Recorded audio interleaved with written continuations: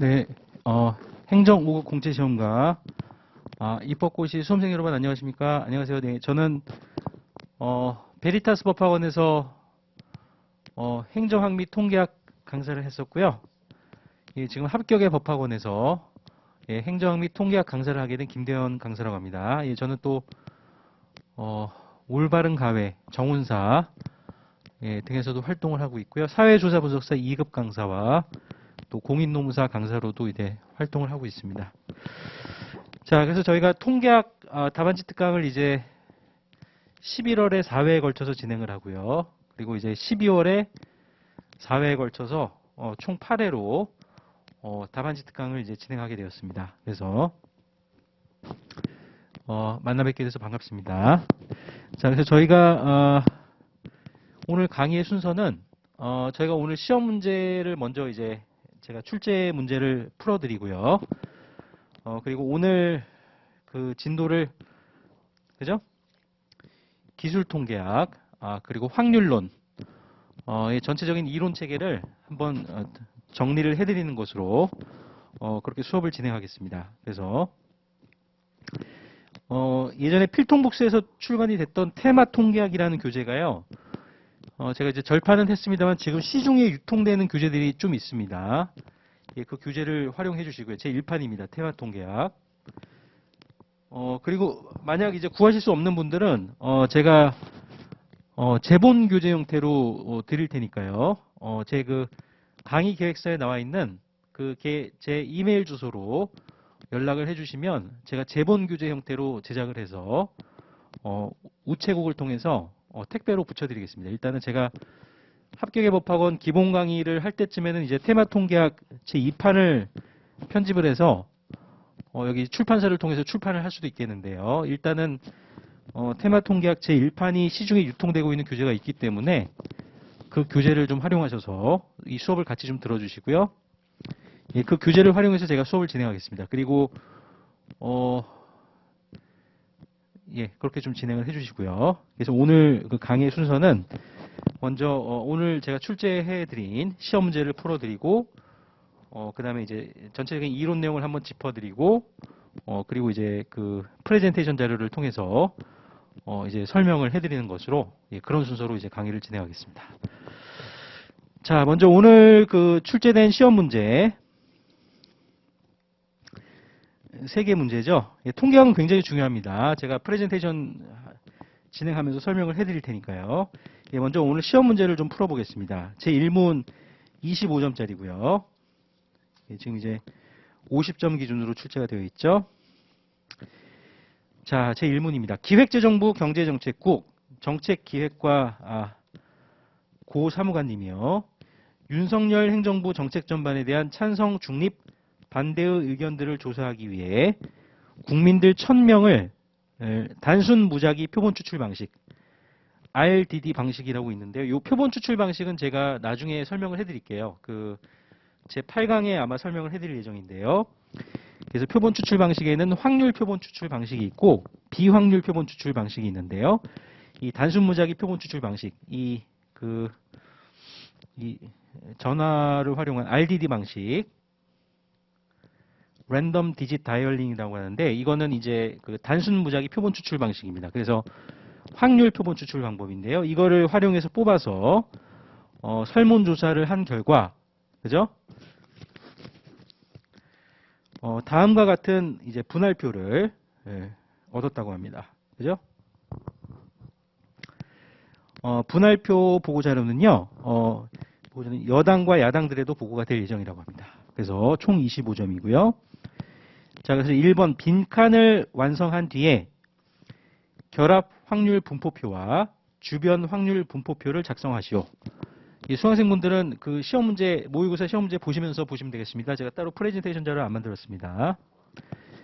그게 3점이고요. 그리고 사건 A를 Y가 2 이상인 사건이라고 할 때 조건부 기대값 이 Y바 A와 조건부 분산 variance Y바 A를 구하시오. 이게 7점 시험 문제가 되겠고요. 2번이 되겠습니다. 3번은 두 확률 변수들 X와 Y의 공분산과 상관 계수를 구하고 각각의 의미를 설명하시오. 단 계산 과정에서 루트 0.627호는 약 0.79, 그리고 루트 0.56은 약 0.75로 계산하시오. 15점 시험 문제로 출제를 하시면 출제가 되었습니다. 그래서 제가 최근에 그 재경직류의 통계학 시험 문제로 수리 통계학 시험 문제들이 많이 출제가 되었는데요. 실제 그 실무에서 많이 쓰는 회귀 분석이나 이런 확률론이나 이런 확률 분포론, 그 다음에 추정론이나 검정론, 분산 분석이나 범주형 자료 분석론 이런 것들이 최근에 너무 출제가 안 됐어요. 그래서 제가 예상하기로는 아마 실무 하시는 분들은 다 아실 겁니다. 제가 이제 행정대학원, 정책대학원에 있을 때 수리통계학은 아예 가르치지를 않으셨어요, 교수님이. 진짜입니다. 이 서울대학교 행정대학원에서도 그랬고, 미국의 러커스 행정대학원이나 그 켄터키 대학교의 그 마틴 스쿨에 있을 때 수리통계학, 수학적인 거는 해주셨지만은 요즘에 시험 문제 출제가 되는 그런 유형의 수리통계학은 제가 배워본 일이 없습니다. 이거는 제가 진짜 말씀드리는, 그 실무에서 거의 안 씁니다. 수리통계학. 네, 실무에서 거의 쓰이지가 않기 때문에 뭐 미분이나 적분 이런 것들은 저희가 이제 해두시면 도움이 되는데, 최근에 출제 경향이 이제 수리통계학 쪽으로 많이 쏠려 있었어요. 근데 그것도 공부를 하셔야 됩니다. 왜냐하면 출제가 되면 푸셔야 되니까요. 근데 저는 주로 응용통계학을 좀 강조하는 입장인데요. 제가 수리통계학은 여러분들이 지금 심도 있게 배우셔도 시험 직전에 공부 안 하시면 또 다 까먹어요. 제가 그때 답안지 특강을 하게 되면 좀 알려드리고, 이번 수업 시간은 이제 이번 답안지 특강은 수리통계학도 좀 다뤄드리지만 주로 응용통계학, 정부에서 실제 의사결정하실 때 쓰는 거 위주로 많이 뭐 회귀분석이라든지 이런 걸 좀 다뤄드릴게요. 수리통계학은 제가 몇 개 시험 문제들을 다뤄드리긴 하는데 본격적인 거는 내년 시험 전에 한번 정리를 한번 한 2회 정도로 해서 정리만 해드리고 그죠?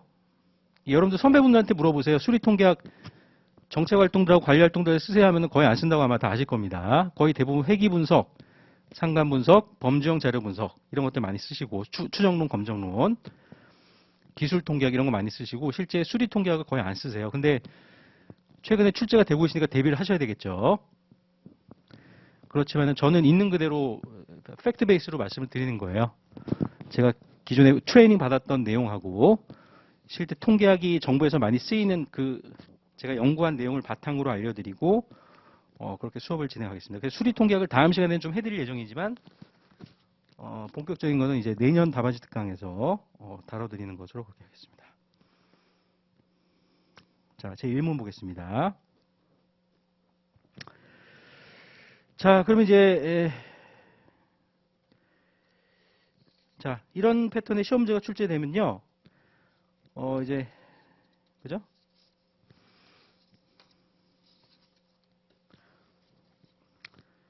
먼저 첫 번째 이제 빈칸을 완성을 하셔야 되겠죠? 빈칸을 완성하셔야 됩니다. 그래서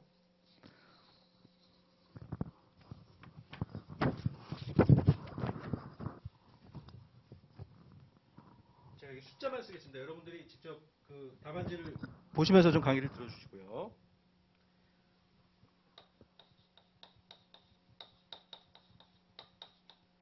그죠? 청년층 있습니다. 중장년층, 그죠? 그 다음에 노년층 이렇게 있어요. 세 개가 있고.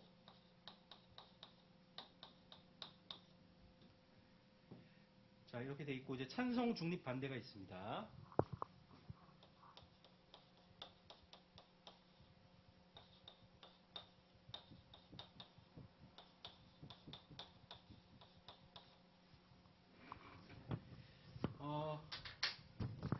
이런 패턴의 시험 문제는 이제 기출 문제에 대해서 많이 다뤄졌었는데요. 이걸 푸실 때는 먼저 빈칸을 완성하셔야 됩니다.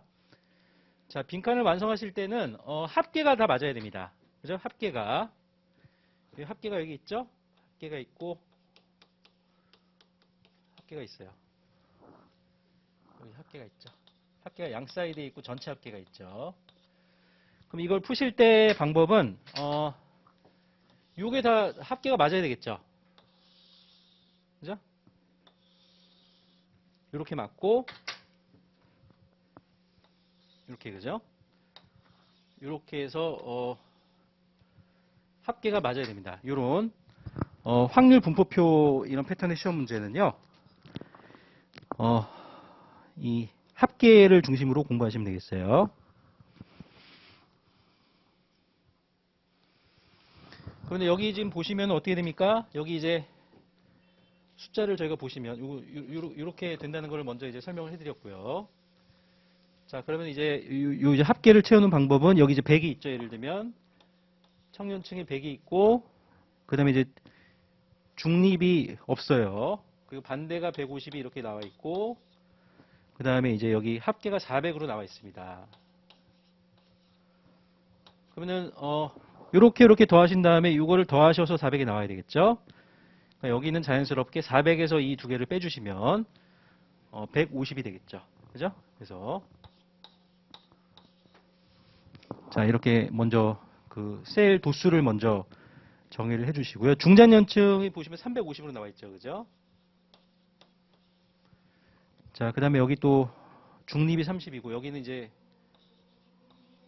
반대가 없네요. 합계가 400입니다.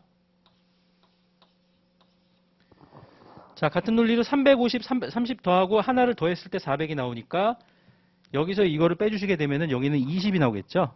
그래서 20 이렇게 해주시면 됩니다. 자, 그 다음에 노년층 같은 경우에는 이게 이제 100으로 나와 있고요. 그 다음에 찬성이 100이고 중립이 70으로 나와 있습니다. 그 다음에 빈칸이 채워져 있고 200 이렇게 나와 있어요. 그죠? 자, 이렇게 나와 있으니까 이거 두 개 더하고 하나를 더 더했을 때 200이 나와야 되겠죠. 그죠? 그래서 200에서 이 170을 빼주시면 30이 되겠습니다. 그래서 빈칸 저희가 보셨던 150, 그 다음에 20, 그 다음에 30. 이 내용들은 다 이렇게 하셔도 돼요. 저는 좀 그래서 이게 합계가 550이 나오겠죠, 그죠? 좀 체크해 보시기 바랍니다. 550, 250, 그죠? 800이죠? 200, 1000. 자, 이렇게 빈칸 채워 넣기를 하시면 되겠습니다. 그래서 일단은 이제 도수를 채워 넣으셨고요. 이거를 총 도수로 나누어서 결합 확률 분포표하고 주변 확률 분포표를 작성하시면 되겠죠. 그래서 이런 시험 문제가 나올 때는 여기서 이제 또 제가 예전에 강의했던 경험을 좀 비추어 보면 많이 실수하시는 포인트가 여기서도 틀리시는 분이 있어요. 뭐냐 하면은 이제 여기 이걸로 나눠 주셔야 됩니다. 이걸로 1000으로 이 각각을 다 나눠 주셔서 확률을 구하셔야 되는데 제가 시험 문제를 출제해 보면 뭐 예를 들면 400분의 100을 하시는 분들도 있어요. 거의 다 맞추시지만 이거 그렇게 하시는 분도 있기 때문에 이 확률을 구하실 때는 항상 1000 나누기로 해주셔야 된다. 그죠? 이 특정 그 주변 합계가 아니고 총 도수 이거로 나눠주셔야 됩니다. 이거를 실수하시는 분들이 꽤 있어요. 그래서 이거를 확률을 구해 보시면은 1100 나누면 0.1이죠. 이거 쭉 하시면 되겠죠, 그죠? 수점 두째 자리까지 쭉 나타나 있으니까 0.10까지 해줄까요? 0.15, 0.15, 0.40, 그죠? 자, 이런 형태로 저희가 확률을 계산하셔서 답에 써주시면 되겠습니다. 같은 논리로 1000으로 나눠주시니까 0.35가 되겠죠? 0.30, 0.30이 아니죠. 30이니까 0.03이 되겠습니다. 그래서 0.02, 0.40 이렇게 되겠죠. 그죠? 자, 그 다음에 노년층 분들 같은 경우에는 또 1000으로 나눠주시면 0.10, 그리고 0.07이죠. 0.03, 그래서 0.20, 그죠? 자, 이렇게 작성을 해주시면 되겠고요. 그래서 요거 이제 전체 합계의 경우에는 0.55, 0.25, 0.20, 그 다음에 1.00이 되겠습니다. 그죠? 자, 이렇게 해서 이거를 답에 써주시면 됩니다. 어렵지 않죠, 그죠? 거의 맞추시는데 여기서 여러분들이 주의해 주셔야 될 포인트는 이 총도수로 나눠야 된다. 이 주변 합계로 나누시면 절대 안 되고요. 총도수로 나눠서 이 확률 값들을, 그죠? 이 확률 값들을 이제 활용하셔서 결합 확률 분포표하고 주변 확률 분포표를 작성을 해주시면 되겠습니다. 이거를 이렇게 작성을 딱 하시면 이제 3점을 확보하신 것이죠. 이해되셨죠, 그죠? 자, 이제 지우겠습니다. 요거를 이제 여기서 틀리시면 안 되겠죠? 여기서 점수를 반드시 확보하셔야 되겠죠? 그죠? 자, 그 다음에 두 번째 문제 보겠습니다. 사건 A를 Y라는 사상이 2 이상인 사건이라고 할 때 이 조건부 기대값하고 조건부 분산을 푸는 시험 문제를 저희가 한번 풀어보겠습니다.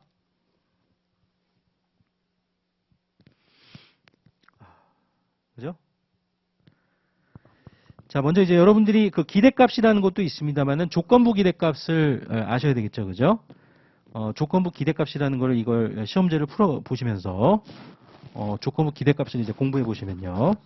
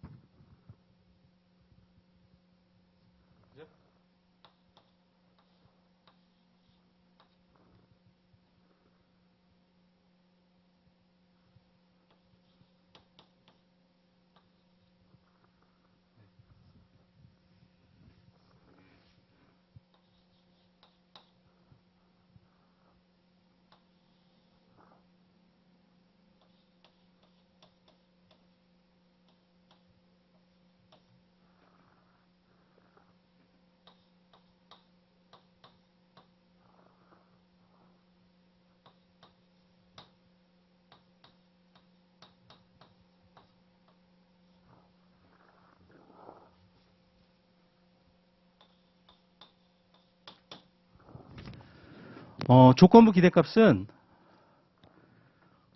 기대값은 그냥 저희가 각각의 그 확률 변수들에다가 각각의 그 확률 값들을 곱해서 이 이산 확률 변수 같은 경우에는 다 더하시면은 이제 기대값이 나오죠, 그죠?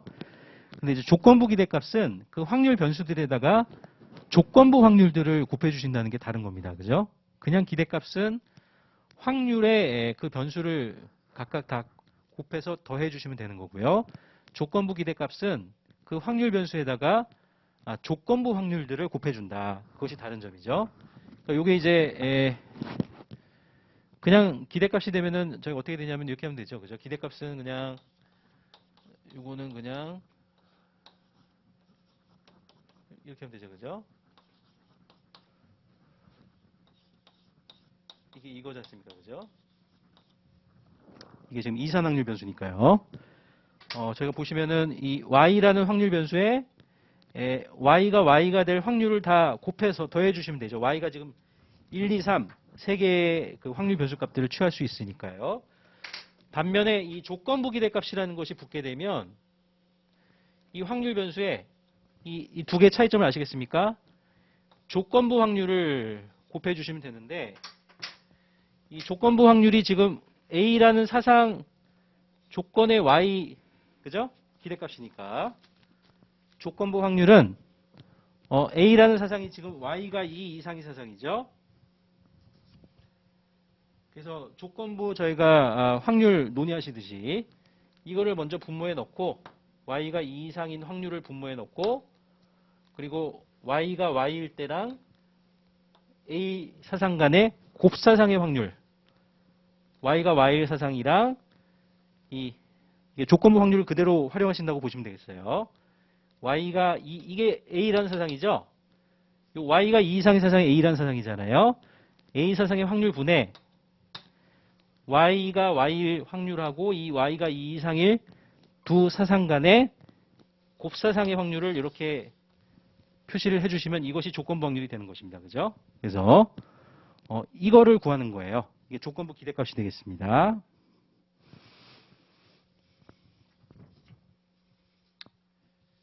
자, 그러면 이제 조건부 기대값에 대해서는 이제 좀 요 예제를 통해서 그죠? 이해를 하실 수가 있겠죠.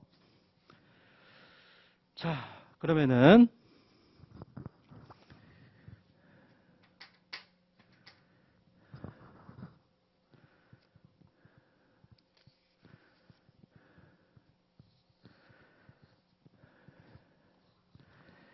자, 그럼 저희가 방금 그 위에서 저희가 작성하신 그 결합 확률 분포표 그리고 주변 확률 분포표 요거를 통해서 저희가 먼저 이제 요거를 한번 구해 볼까요? 요거를 먼저 구해 보시면 되겠죠. 그죠?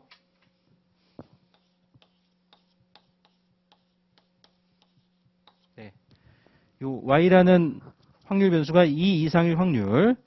예, 그거를 먼저 이제 구해 보시면은 이건 어떻게 되냐면은 요거는 그죠? 지금 보시면은 y가 1, 2, 3을 취할 수 있으니까 2 이상이 되는 확률은 이거하고 그 다음에 이거를 해주시면 됩니다. 이해되시겠죠? 이게 굉장히 쉬운 겁니다. 어렵지 않은 겁니다. y라는 게 1, 2, 3 3개를 취할 수 있으니까 2 이상일 확률은 y가 2일 확률에다가 y가 3일 확률을 구하셔서 더해 주시면 됩니다. 그래서 방금 완성하셨던 그 결합 확률 분포표하고 주변 확률 분포표 보면은 y가 2일 확률이 0.40으로 나와 있죠. 이게 0.40이고 그죠? 그리고 보시면은 y가 3일 확률은 0.20이라고 나와 있어요. 그래서 이 y가 2 이상일 그죠? 이 a라는 사상의 확률은 헷갈릴 수가 요거 더하면 되니까 0.60이 되겠죠. 이해되시겠습니까? 0.60이다. 이렇게 하시면 되겠죠. 어렵지 않죠? 굉장히 쉽죠? 그죠? 그래서 먼저 a라는 사상의 확률을 구해주시면 0.60이다. 이렇게 결정을 하시면 되겠습니다. 그죠? 자, 그 다음에 저희가 이제 요거는 구해줬으니까 요거 구하시면 되겠죠. 요 분자는 구하셨고 이 분모를 구하시면 됩니다. 그죠? 자, 분모를 구하시면 되고요.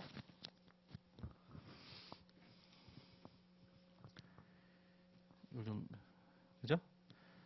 위에다 써볼까요? 그럼 이제 요거를 한번 하나씩 구해볼까요? 이제 y가 1인데 그죠? y가 2 이상 1 그죠? 이제 분모를 구했고 분자를 구하겠습니다. 자, y가 1이고 y가 2 이상인 사상 간의 곱사상의 확률을 구해야 되는데 이게 지금 겹치는 게 없죠. 그죠? 이거랑 하나는 y가 2 이상이라는데 y가 1이에요. 그러니까 두 개가 간에 겹치는 게 없습니다. 그럼 확률적으로 0이 되겠죠. 굉장히 쉽죠. 어렵지 않습니다.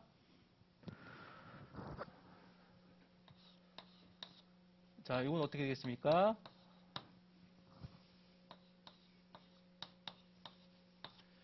네, 요거 두 개 간의 저희가 곱사상은 y가 2 이상인 거하고 y가 2인 사상의 곱사상은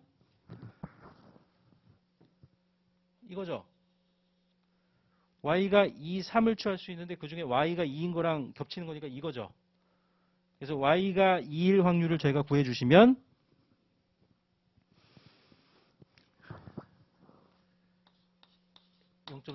굉장히 쉬운 겁니다. 이해되시겠죠?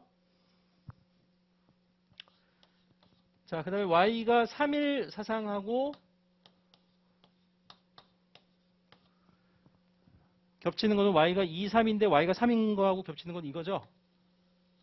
y가 3일 확률을 구해주시면 됩니다. 이거는 지금 이제 결합 확률 분포표하고 주변 확률 분포표 보시면은 0.20이라고 나와 있어요. 그죠?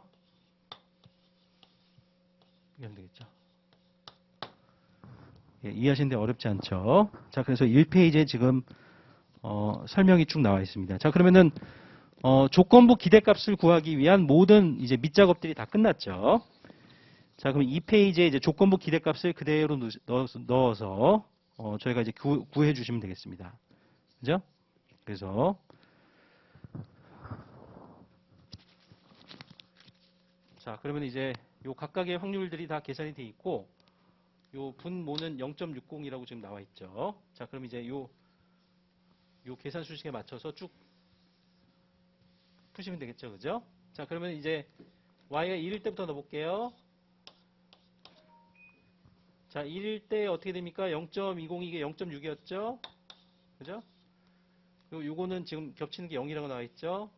굉장히 쉬운 겁니다. 그죠? 그냥 기대값하고 차이는 조건부 확률이 붙는다. 그 차이밖에 없어요. 자, 그 다음에 2일 때 볼게요. 조건부 확률이 밑에 분모는 0.60이죠? 그리고 분자는 0.40이라고 나옵니다. 자, 그 다음에 이제 3일 때 보겠습니다. 분모에 0.60이 들어가고요. 분자에 0.20이 들어갑니다. 자, 이렇게 조건부 기대값을 구해주시면 이건 0이니까 이제 없고요. 요걸 이제 더해주시면 됩니다. 이 페이지에 이제 계산 과정이 나와 있고요. 그래서 조건부 기대값은 3분의 7이 나옵니다. 3분의 7이다. 그죠? 자, 그래서 이런 패턴의 시험 문제가 나오면 조건부 기대값은 3분의 7이다. 해주시면 됩니다. 굉장히 어렵지 않죠. 그죠? 조건부 기대값은 조건부 확률이 붙는다. 요거를 잘 알아두시면 되겠습니다. 자, 그 다음에 이제 조건부 분산을 저희가 이제 풀어보겠습니다. 조건부 기대값은 이렇게 쉽게 푸실 수가 있겠죠. 그죠? 이렇게 해서 이제 답의 3분의 7이다 하시면 이제 점수를 받으실 수가 있는 거고요. 이 조건부 분산에 대해서 저희가 이제 풀어보겠습니다.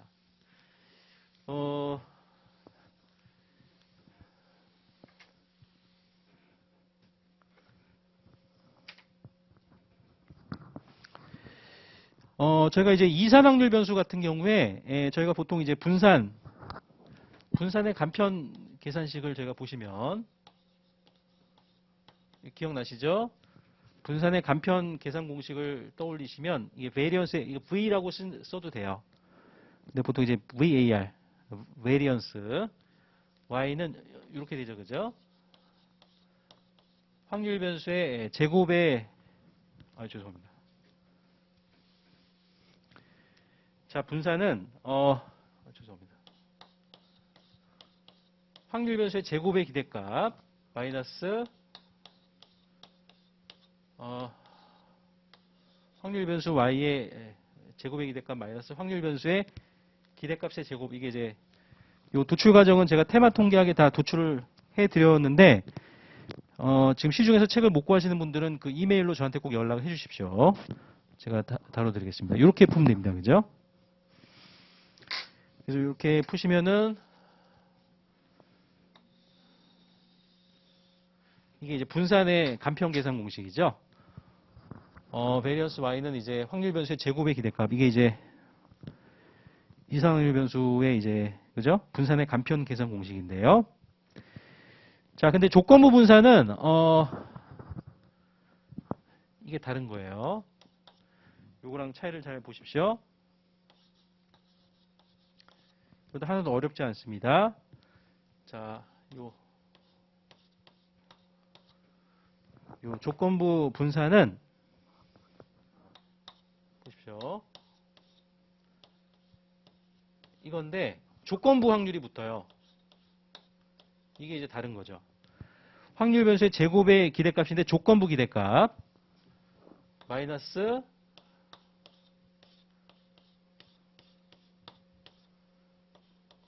이렇게 조건부 기대값의 제곱. 확률 변수의 제곱의 조건부 기대값 마이너스 확률 변수 y의 조건부 기대값의 제곱. 그러니까 차이점은 이 두 개 간의 차이를 이해하시겠습니까? 요거죠, 그죠?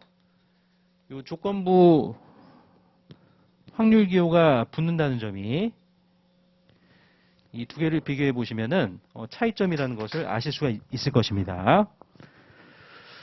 자, 그러면은 이거는 지금 방금 구했습니다. 그죠? 그래서 이런 패턴의 시험 문제는 또 뭐가 문제냐면은 앞에서 이거를 구하셨는데 이게 틀리면은 조건부 분산도 다 틀립니다. 검사를 반드시 해보셔야 됩니다. 통계학 시험 문제 중에 이제 앞에 거를 이용해서 뒤에 걸 푸는 게 있어요.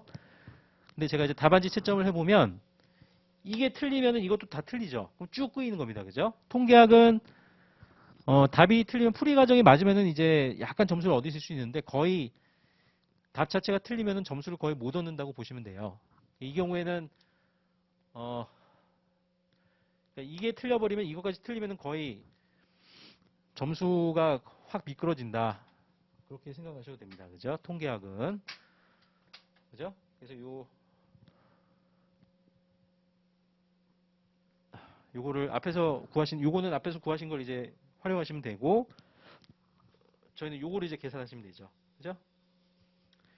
자, 확률 변수의 제곱의 조건부 기대값은요, 똑같습니다. 아까랑 그 계산 과정은 똑같은데, 확률 변수가 단지 제곱이 된다는 측면만 차이가 있는 것이죠. 그래서, 요 이제, y제곱의 a는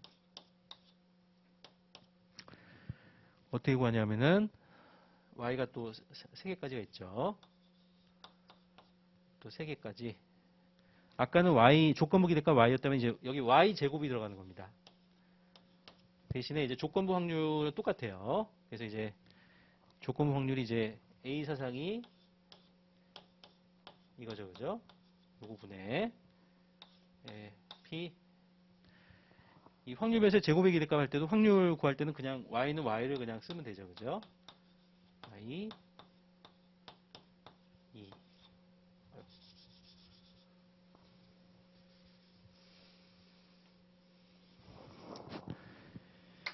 자, 그래서 이제 요거 앞에서 구하신 요거는 그대로 그냥 쓰고요.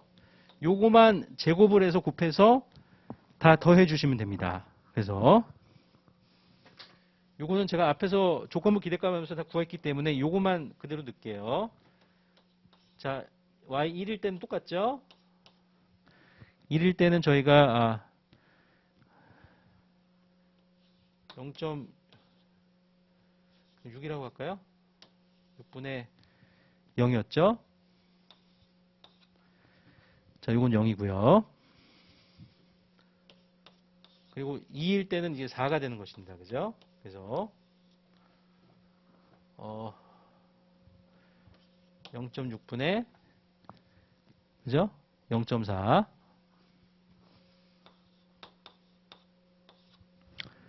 이렇게 들어가고요. 그 다음에 이제 아까 3일 때는 이제 339가 되겠죠. 제곱이 되니까. 이렇게 하시면은 0.6분의 0.2 그죠? 0.6분의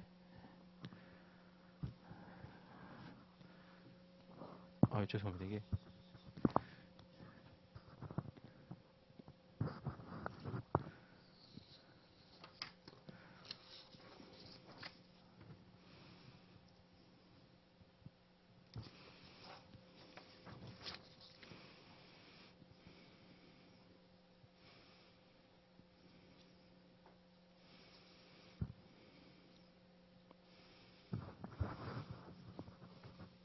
여기 맞네요. 그죠? 죄송합니다. 그죠? 2 이상일 확률이 0.6이고 이 겹치는 게 1일 때는 없으니까 0이 되고요. 그리고 이제 0.6분의 이 y가 2인 사상은 0.4였죠. 그리고 이제 요거는 0.6분의 그죠? y가 3일 때니까 y가 3일 때 0.2였어요. 그래서 0.2 그죠? 여기 0.4 쓰시면 안 됩니다. 그죠? y가 1인 사상이랑 y가 2인 사상은 겹치는 게 없기 때문에 0으로 쓰셔야 됩니다. 그리고 이제 y가 2일 때는 겹치는 게 y가 2일 때니까 0.4. 그 다음에 y가 3일 때는 0.2. 이렇게 해서 이렇게 구해주시면 확률 변수 y의 제곱의 조건부 기대값은 3분의 17이 나옵니다.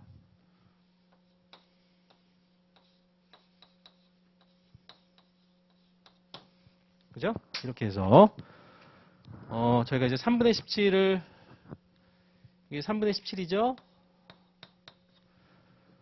그리고 뒤에 게 지금 조건부 기대값이 3분의 7이니까 이걸 제곱해 주시면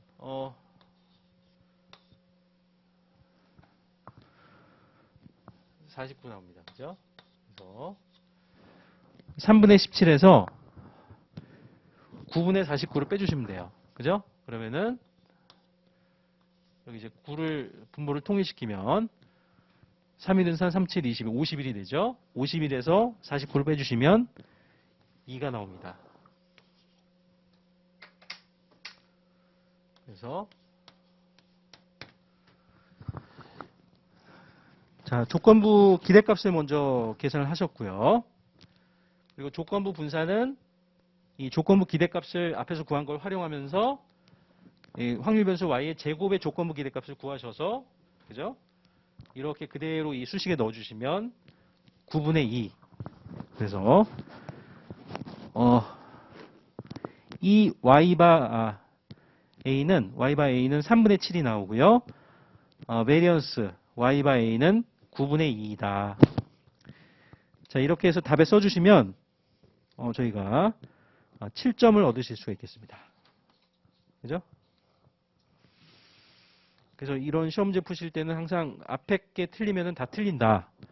제가 출제를 하고 채점을 해보면 이 y가 틀리시게 되면은 베리언스 y까지 틀려서 점수를 받지 못하시게 됩니다. 그걸 검사를 꼭 해주십시오. 이런 시험 문제가 있을 때는. 됐죠? 자, 그 다음에 저희가 이제 공분상과 상관계수 구하는 시험 문제를 풀어드리겠습니다.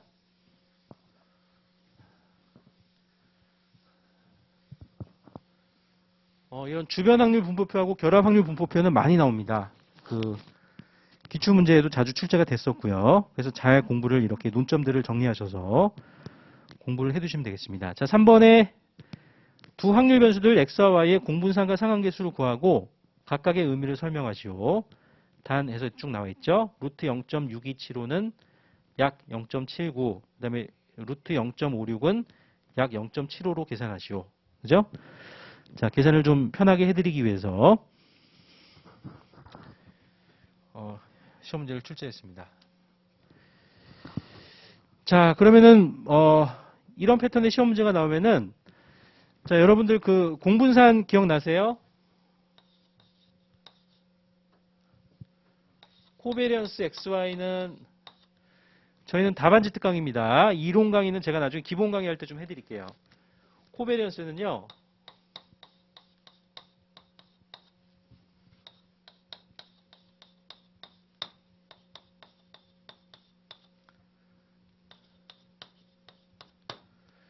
두 확률 변수의 선형 그 상관관계의 방향 그리고 존재 여부를 알 수 있는 게 공분산이고 상관계수라고 하는 것은 그 선형 상관관계의 정도까지 측정을 할 수 있는 것입니다. 그 존재 여부와 0이 되면 0이 되는 존재 여부와 정도. 그죠? 그래서 공분산은 존재 여부와 방향 그리고 이제 상관계수는 선형 상관관계의 존재 여부입니다. 그 또 이제 곡선 상관관계도 있는데 그 경우에도 이제 상관계수 측정을 하면 거의 0에 가깝게 나오는 경우가 꽤 있죠. 그죠? 그래서 어찌됐건 이 공분상과 상관계수는 선형 상관관계를 나타내는 거죠. 선형 상관관계의 존재 여부와 공분사는 방향, 양의 방향인지 음의 방향인지 그리고 상관계수는 그 선형 상관관계의 공분사는 그 존재 여부와 방향 그리고 상관계수는 선형 상관관계의 존재 여부와 정도. 네. 자, 그러면 이제 이 주변 확률 분포표하고 결합 확률 분포표에서 이거를 계산하셔야 됩니다. 두 확률 변수의 곱의 평균하고 자, 그 다음에 저희가 코릴레이션 상관계수 구하실 때는요. 이제 그죠?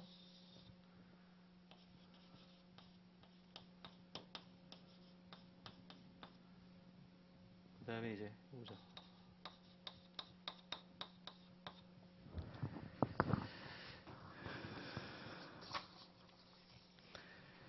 자, 그래서 이 앞에서 구하신 공분산을 두 확률 변수들의 각각의 이제 표준 편차의 곱으로 나눠주셔야 됩니다.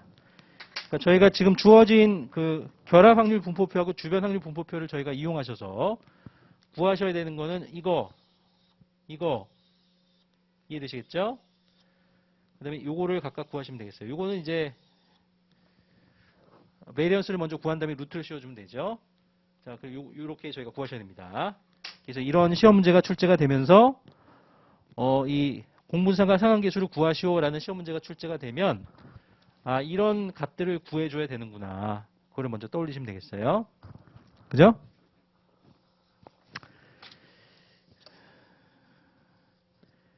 자, 그러면은 저희가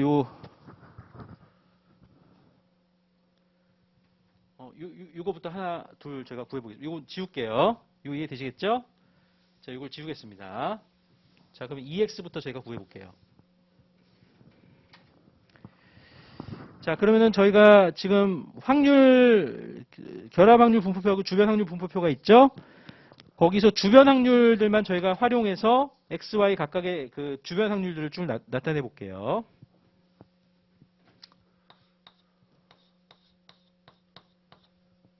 그죠?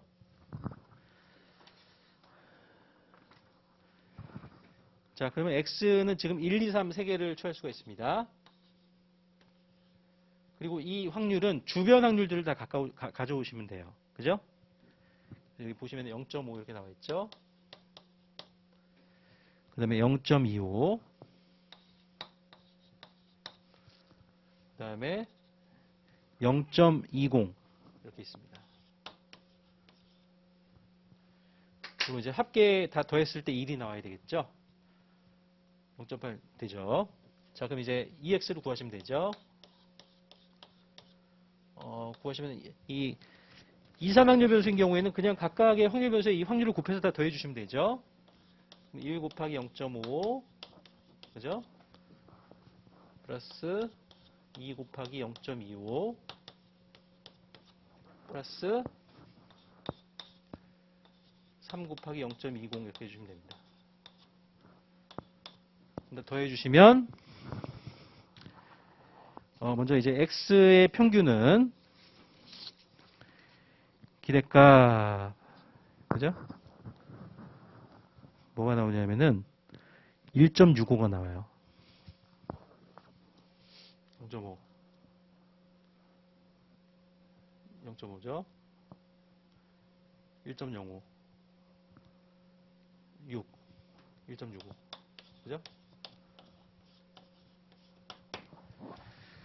자, 1.65가 나옵니다.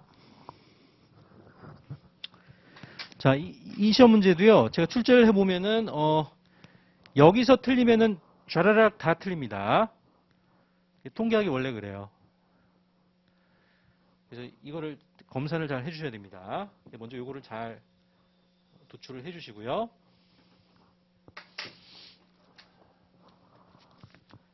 자, X 먼저 구했습니다. 이 패턴으로 Y 이제 구하시면 되겠죠?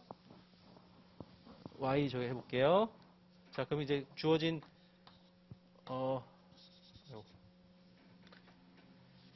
Y의 이제 주변 확률들을 쭉 이용하셔서 이렇게 저희가 구해보시면 Y 역시 1, 2, 3이 나올 수 있고요. 이 주변 확률들이 이 X하고는 달리 0.40 그죠?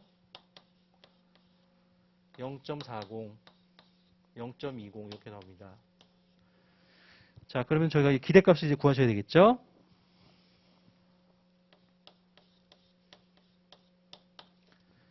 각각 다 곱해서 더해 주시면 돼요.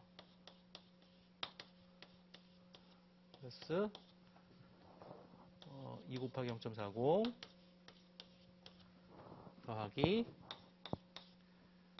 3 곱하기 0.20 됐습니까? 자, 그러면 이제 0.8 1.2 이게 이제 1.8이 나오겠죠? 그래서 428 1.2 326 1.8 1.8을 구하시면 되겠습니다. 그죠? 자, 이렇게 해서 저희가 x와 y 각각의 먼저 기대값을 구하셨고요.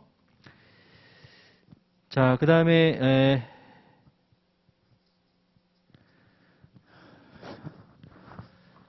요 이제 그 분산을 각각 이제 구하셔야 되겠죠? x와 y의 이제 각각의 분산을 구하셔야 되는데 요거 이제 되셨죠? 자, 그럼 x와 y 기대값은 저희가 구해놨고요. 이제 분산을 구해 보겠습니다.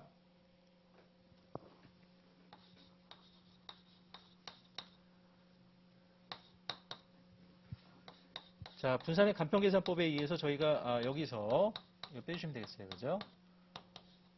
이거를 빼주시면 되고요. EX는 저희가 구해놨죠? 그리고 이제 확률변수의 제곱의 기대값을 구하시면 됩니다. 그래서 저희가 방금 보신 것처럼 X, PX 이렇게 보시면은 1, 2, 3 X가 0.5 0.25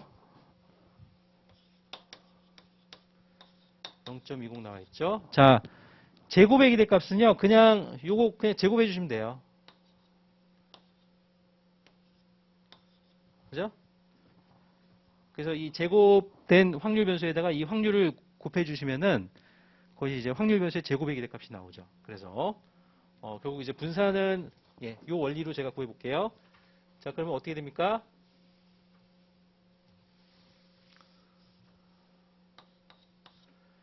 요 제곱의 기대값이니까 1의 제곱 곱하기 어떻게 됩니까? 확률이 0.5 플러스 2의 제곱 곱하기 0.25 플러스 3의 제곱 곱하기 0.20 하신 다음에 이 아까 기대값 구한 걸 제곱해서 빼주시면 되죠. 그래서 이거 마이너스 제곱 이렇게 하시면 됩니다. 그죠?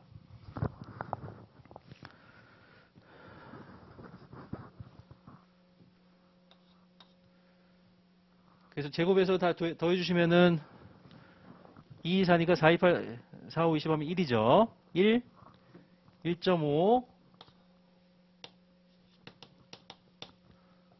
9, 9, 28. 그죠? 그러면 어떻게 됩니까? 2.8, 3.35. 3.35가 도출되죠. 그죠? 그래서, 요 이제 확률 변수의 제곱의 기대값은 3.35. 도출이 되고요. 여기서 이제 그 1.65 제곱을 해서 빼주시면 2.725가 나옵니다.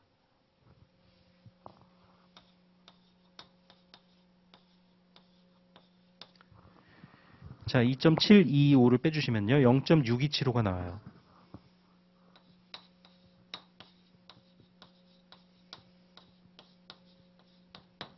그죠? 5,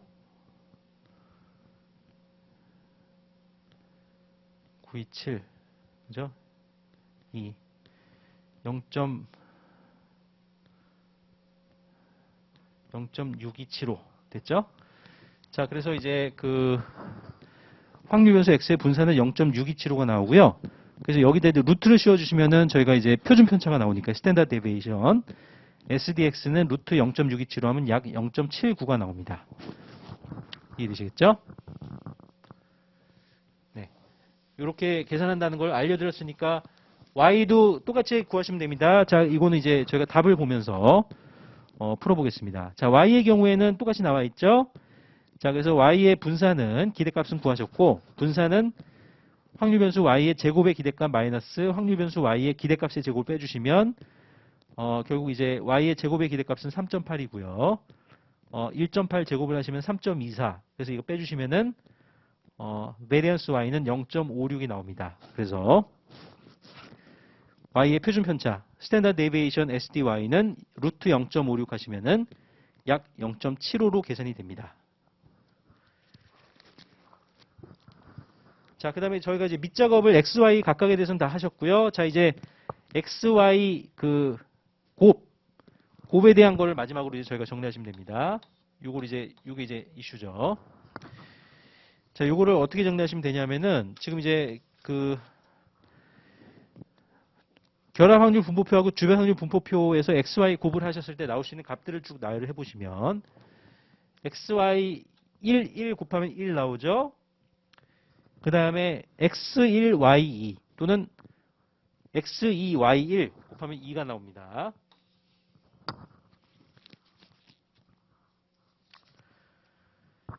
그 다음에 3 나올 수 있는 값들을 쭉 나열해 주시고요. 4 그 다음에 6 그죠? 9 이렇게 나올 수가 있어요. 그죠? 자, 그 다음에 요 XY가 취할 수 있는 확률 값들을 쭉 이제 계산을 하셔야 되는데요. 자, X1, Y1 해서 곱이 1이 나오는 경우는 그 결합 확률 분포표하고 주변 확률 분포표에서 X1, Y1 그 셀 그 확률을 그대로 가져오시면 되겠죠. 그럼 거기 이제 보시면은 10이라고 나옵니다. 요 그대로 가져오시면 되죠. 자, 그리고 그 XY 곱이 2일 확률은요. X가 1이고 Y가 2이거나 또는 X가 2이고 Y가 1이거나 그 두 개 확률을 더해 주시면 돼요. 그럼 0.35 플러스 0.15 해주시면은 0.50입니다.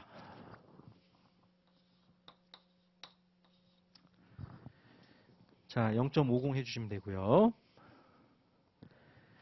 자, 그 다음에 3이, XY의 곱이 3이 나오는 경우는 X1, Y는 3 또는 X3, Y는 1인 경우죠. 그래서 이 각각을 셀 X가 3이, X가 1이고 Y가 3일 저희가 그 확률은 0.10 이렇게 계산이 되어 있고요. X가 3이고 Y가 1일 그죠? 확률은 0.15 이렇게 계산이 되어 있습니다. 그래서 0.10하고 0.15를 더해 주시면 0.25라고 수치가 나와 있어요. 이거 그대로 써주시면 됩니다. 자, 그리고 4가 나오는 경우는 저희가 X가 2, Y가 2인 경우죠. 그 경우에는 확률이 0.03이라고 거기 나와 있고요. 그 다음에 XY의 곱이 6이 나오는 경우는 X는 2, Y는 3 또는 X는 3, Y는 2 이 그 각각의 셀의 확률들을 다 더해 주시면 X는 2, Y는 3일 경우는 0.07이죠. 플러스 X가 3, Y는 2일 경우는 0.02. 그래서 그걸 더해 주시면 0.09 이렇게 나옵니다. 자, 그리고 마지막으로 9일, XY의 곱이 9일 경우는 X는 3, Y는 3인 경우죠. 자, 그 경우에는 저희가 표를 보시면은 0.03이라고 계산이 되어 있어요. 그죠? 자, 그러면 저희가 이제 이 XY를 구할 밑작업이 다 끝났습니다. 근데 여기서 여러분들이 꼭 주의해 주실 것은, 이거 옮겨 쓰시다 틀리시는 경우가 있어요. 그래서 이거를 꼭 한 번 더 해보세요. 여긴 제가 표에는 안 넣어드렸는데, 0.6이죠. 0.85, 0.88, 0.97, 1이죠. 요걸 더해서 1이 안 나오면 뭔가 틀린 겁니다. 계산이. 검사를 하실 때는 항상 이 확률 값들은 다 더해 보십시오. 더하셨는데 1이 안 나온다 그럼 틀린 겁니다. 그죠? 그래서 항상 그 통계학은 앞에서부터 잘 계산을 하셔야 됩니다.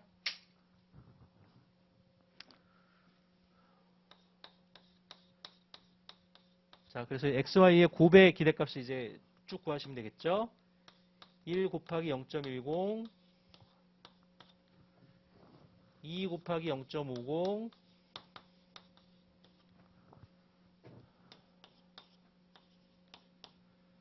3 곱하기 0.25, 4 곱하기 0.03,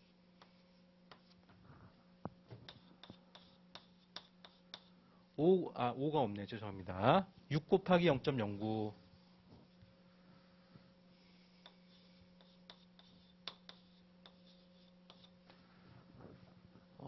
그 다음에 이제 9 곱하기 0.03.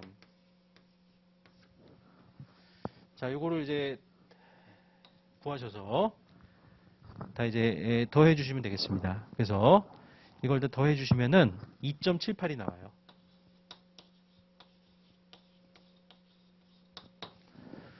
자, 그래서 XY의 고배 기대값은 2.78이다. 자, 그럼 저희가 코베리언스를 구하기 위한 모든 밑작업이 끝났습니다. 그래서 그것을 구하신 것을 다 이용해서 자, 요거 이해되시겠죠? 어렵지 않습니다. 그죠? 요렇게 해서 표를 먼저 이제 주변 확률 분포표를 작성을 해 두시고 이렇게 이산 확률 변수들이기 때문에 다 곱하셔서 더해 주시면은 기대값이 나옵니다. 이해됐죠? 자, 지우겠습니다.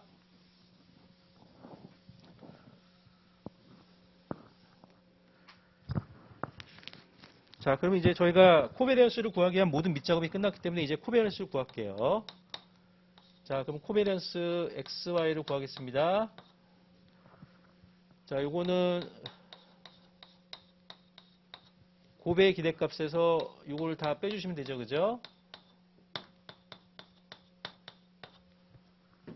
자, 그러면 이제 고배 기대값 지금 구하신 것이 2.78이 나와 있습니다.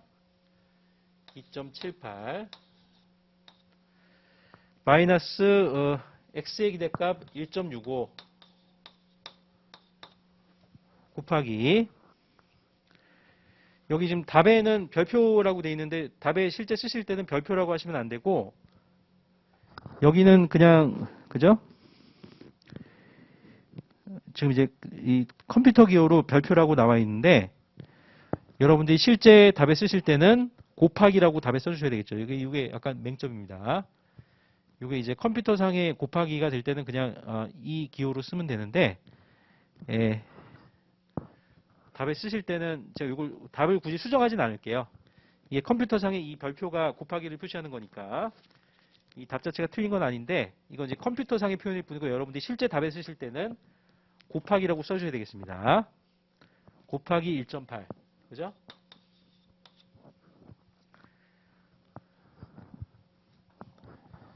자, 그럼 이거를 계산하시면은 이제 어떻게 되냐면은 2.78 마이너스 2.97이 나옵니다. 이걸 계산을 다 해주시면 마이너스 0.19가 나옵니다.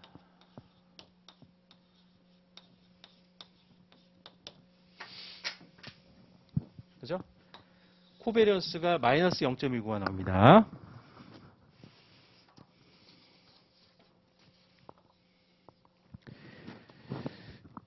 자, 근데 이 의미를 써야 되는데, 이 의미를 쓰실 때 많은 수험생분들이 놓치시는 게 뭐냐면은, 이게 의미잖아요. 답에 쓰실 때 선형, 이 공분산하고 상관계수는 선형 상관관계를 나타내는 것이기 때문에, 이 선형,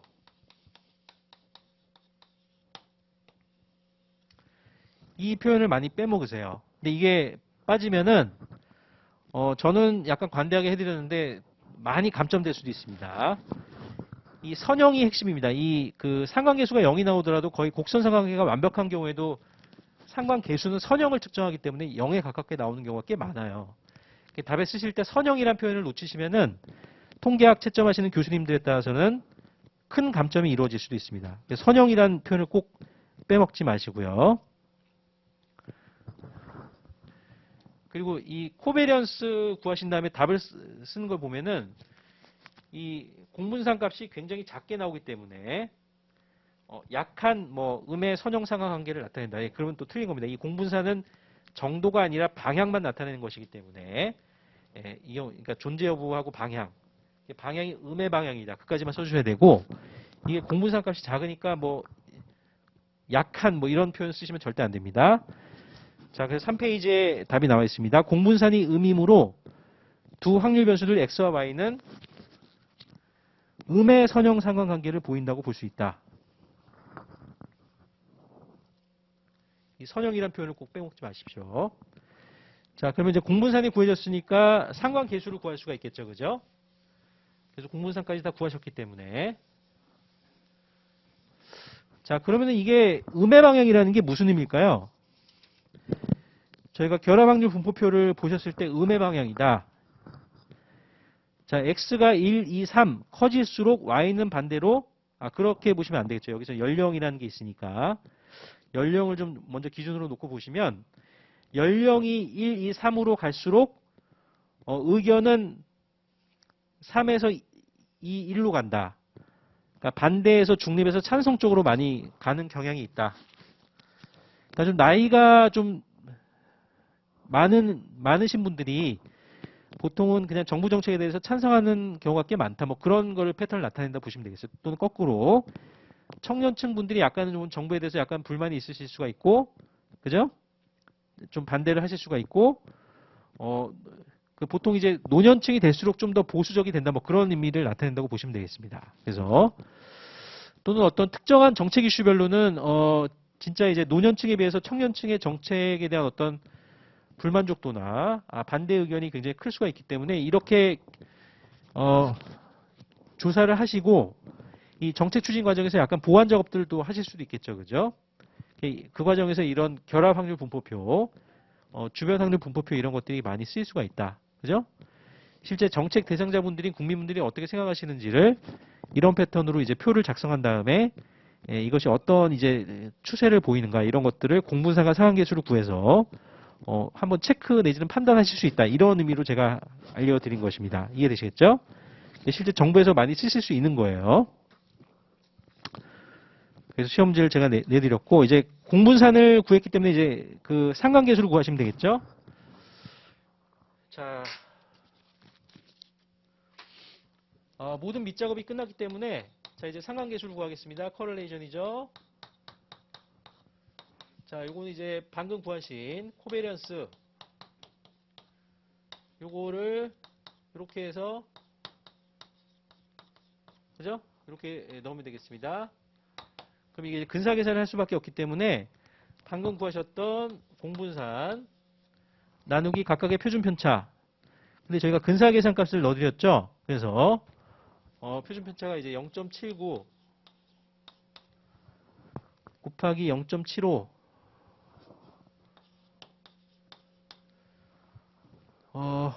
늦어가지고 근사 계산 하시면은 약 마이너스 0.32가 나와요.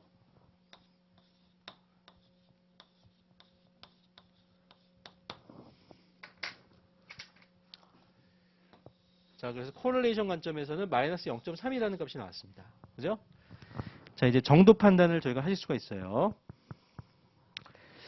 물론 코렐레이션의 정도 판단과 관련된 이밸류에이션 테이블들이 여러 가지가 보통 제시가 될 수 있겠습니다만은 제가 이제 야홍장이라는 제 지도 교수님, 미국 지도 교수님한테 배운 바에 의하면은 중국 계신데요. 러커스 대학에 있을 때 배웠습니다. 그때 이제 코렐레이션 보통 보시면은 보통 0을 기준으로 그죠?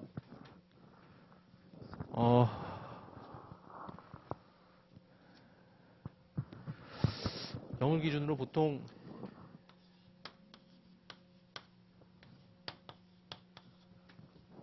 이렇게 제가 구분해 볼 수 있고요. 마이너스 0.25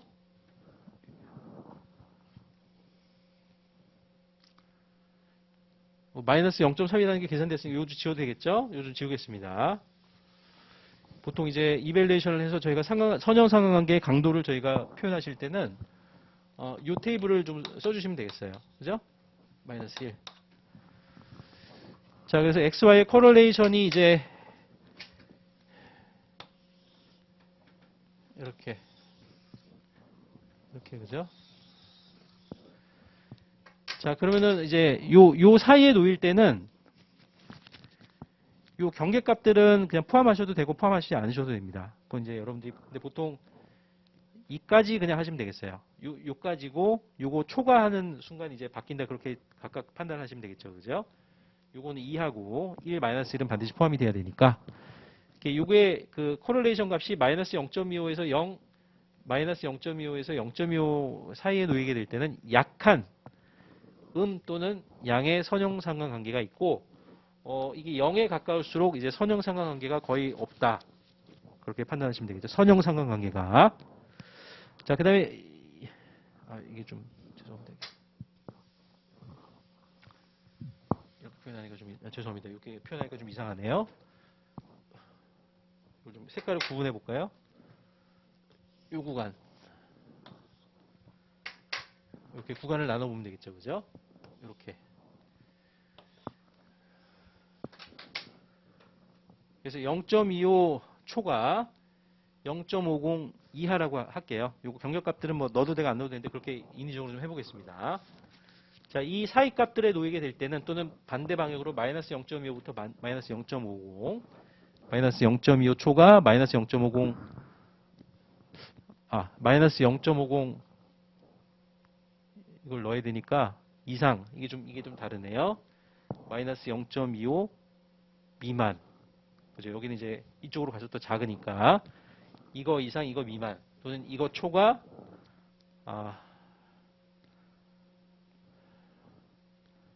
초과 이거 이하 이거 미만 이거 이상 예, 그렇게 보면 되겠죠.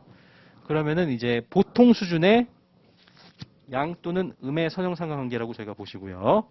그리고 0.50 초과 1 이하 또는 마이너스 1 이상 마이너스 0.50 미만 이거보다 미만이 맞죠, 그죠?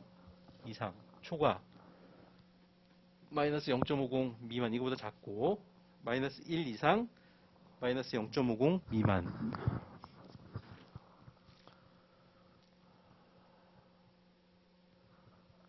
예, 여기는 그러니까 노란색으로 표시된 영역은 강한 양의 선형상관관계 또는 음의 선형상관관계를 나타낸다. 자, 이렇게 결론을 이 테이블을 활용하시면 되겠는데요. 지금 결론이 마이너스 0.32가 나왔어요. 그래서 여기에 해당되죠, 그죠? 그래서 음의 선형상관관계인데 약한 건 아니고 보통 또 강하지는 않고 보통 수준.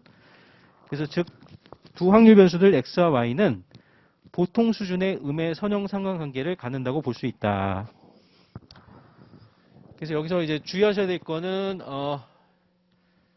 약한, 보통, 강한 이런 표현들을 좀 이 테이블을 이용해서 이거 그냥 활용하시면 됩니다. 근데 이제 시험 문제에서 주어지는 경우가 있어요. 그러니까 이거를 절대 기준으로 꼭 활용하시지 말고요. 다른 이제 주어진 조건이 없다면 이걸 활용하시되 시험 문제에서 구체적으로 강한지 보통인지 약한지를 별도 이밸루에이션 테이블을 주실 수가 있습니다. 교수님들이요. 그럼 그거를 활용하시되 그게 없다면 이 기준을 활용해 주세요. 그래서 답에 써주시면 됩니다. 그죠? 그리고 이제 공분산 선형이란 표현 이 경우에도 선형 이거 놓치지 마십시오. 그죠?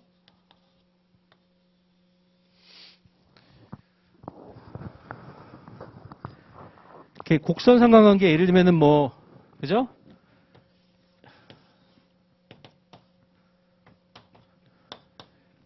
굉장히 거의 완벽한 곡선 상관관계인데 이거 상관계 수축점에 보면 0에 가깝게 나오는 경우가 있어요. 그래서 이런 형태로 이제 저희가 이 상관계수라고 하는 것은 선형 상관관계를 나타내기 때문에 이런 곡선 상관관계는 잘 측정을 하지 못한다. 그리고 이제 경우에 따라서 0이 나오는 경우가 있다. 완벽한 곡선 상관관계임에도 선형 상관관계를 나타낸다. 답에 쓰실 때 이 선형이라는 표현을 꼭 빠뜨리지 마시기를 제가 부탁드립니다.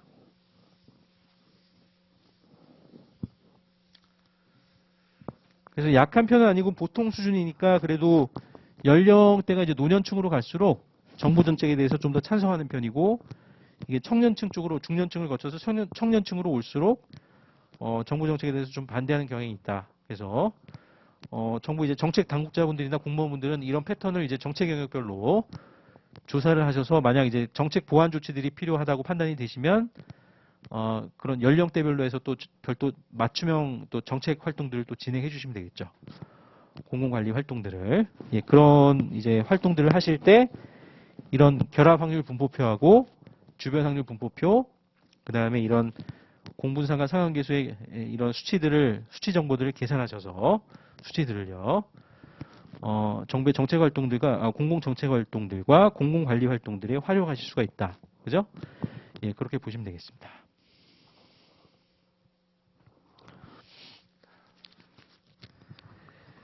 자, 그 다음에 제 2문을 저희가 풀어보겠습니다.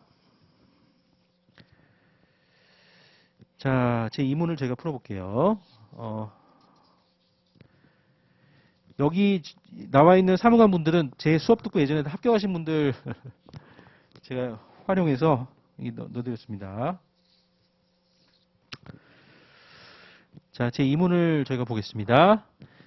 자, 윤석열 행정부 과학기술정보통신부 연구개발정책실 연구개발정책과 조사무관님은 R&D 지원 정책을 추진하시고 있고요. 요거 이제 조직 명칭은요, 과학기술정보통신부 조직 개편이 좀 될 수도 있어요. 이거는 이게 약간 조직 개편으로 이 과 명칭이 바뀔 수도 있습니다. 그거 좀 양해를 해주시고요.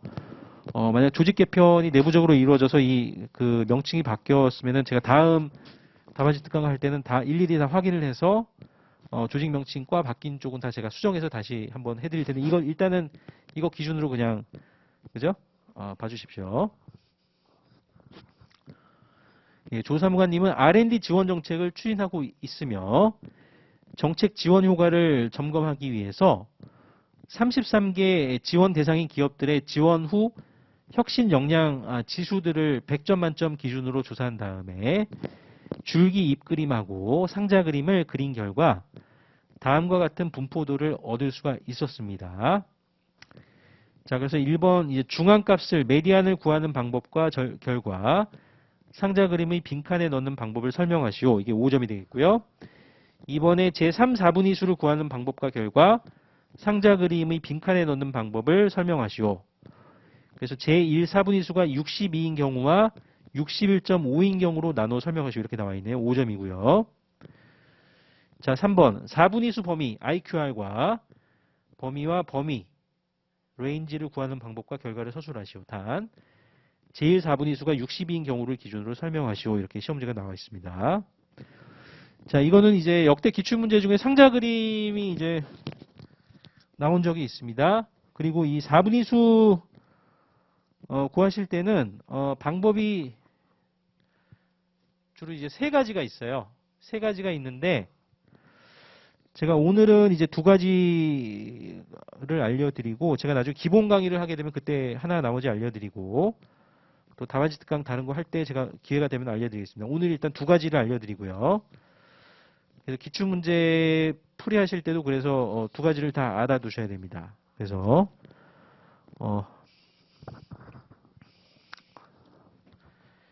제 2문을 제가 출제했고요.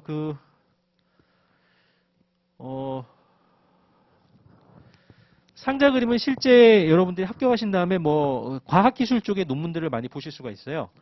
보실 때 사회과학 쪽에서도 쓰긴 쓰는데 주로 자연과학 쪽에서 많이 씁니다. 공학하고 그런 쪽에서 이제 익스페리먼트 실험들을 한 다음에 그 실험 결과들을 보여드릴 때 첨부 자료 형태로 이 상자 그림들이 많이 들어갑니다. 그래서 지금 보시는 것과 같은 이런 공공 정책 자료들에도 이게 활용될 수 있고요. 그다음에 주로 과학기술, 테크놀로지와 관련해서 연구 논문들의 이런 상자 그림들이 많이 쓰이기 때문에 여기 이제 공무원분들이 많이 공부를 해두시면 되고 이게 실제 시험지로 그러니까 이런 것들이 실무 적합성이 높은 것이에요. 실제 들어가서 쓰시는 것들이죠. 이런 걸 시험지를 내야죠. 이거를 내고 이거를 잘 푸실 수 있는 분들이 공무원분들이 돼야죠. 그죠? 근데 이제 시험지 내면은 많이 틀리세요. 근데 틀리면은 이제 합격 확률이 많이 줄어드는 것이죠. 그래서 자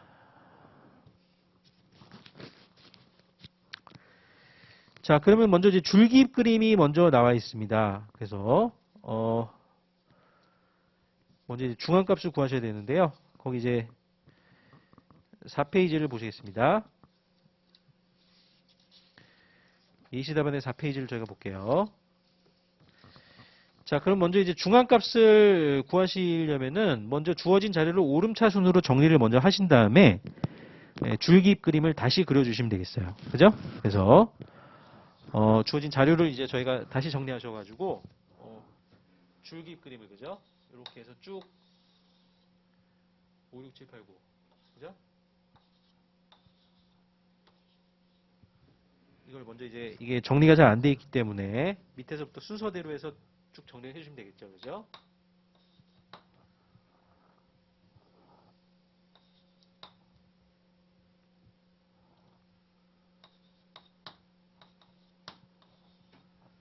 자, 먼저 이제 정리 이렇게 해 주시고요. 자, 60번 때는 60부터 61, 62, 그죠? 65, 67, 69. 그죠? 70번대는 70, 72, 73, 76, 77, 78, 79, 그리고 80, 81, 85, 86, 88, 그다음에 90, 91, 93, 94, 95, 96, 97,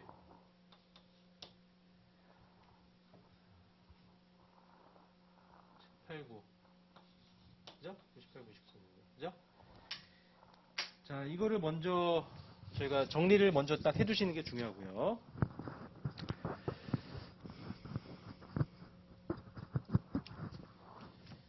자, 그리고 이제 중앙값을 이렇게 구하신 다음에 구하시려면 요거를 구하신 상태에서 쭉 배치를 하셨죠. 여기서 이제 I 값이라는 거를 계산해 주시면 됩니다. 그래서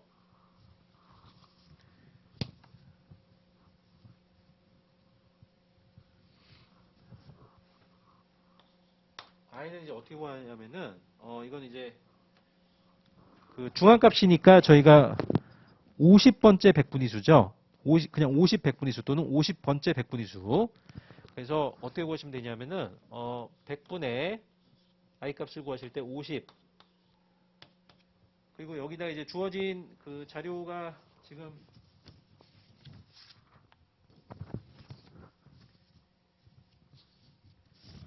33개입니다. 그래서 I 그 중앙값을 50번째 백분위수를 50 백분위수 또는 50번째 백분위수의 공식을 구하기 위해서 I를 먼저 계산해 주실 때 100분의 50 곱하기 33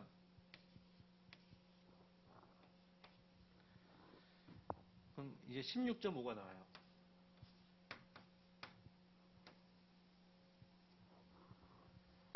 자, 그래서 이제 중앙값 같은 경우에는 50번째 백분위수 또는 50 백분위수를 구하는 I의 공식을 먼저 넣어서 50을 넣어서 100분의 50을 넣어서 곱하기 자료의 개수 33을 곱하셔서 16.5가 도출이 되죠. 자, 그러면은 16.5보다 큰 다음 번째 정수 17번째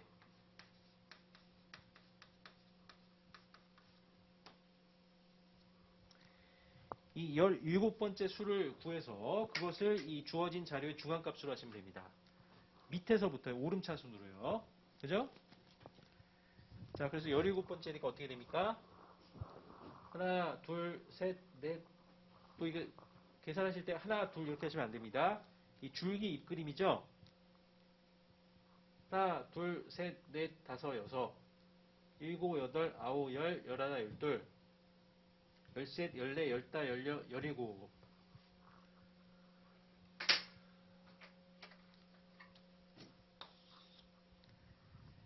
자, 그래서 77.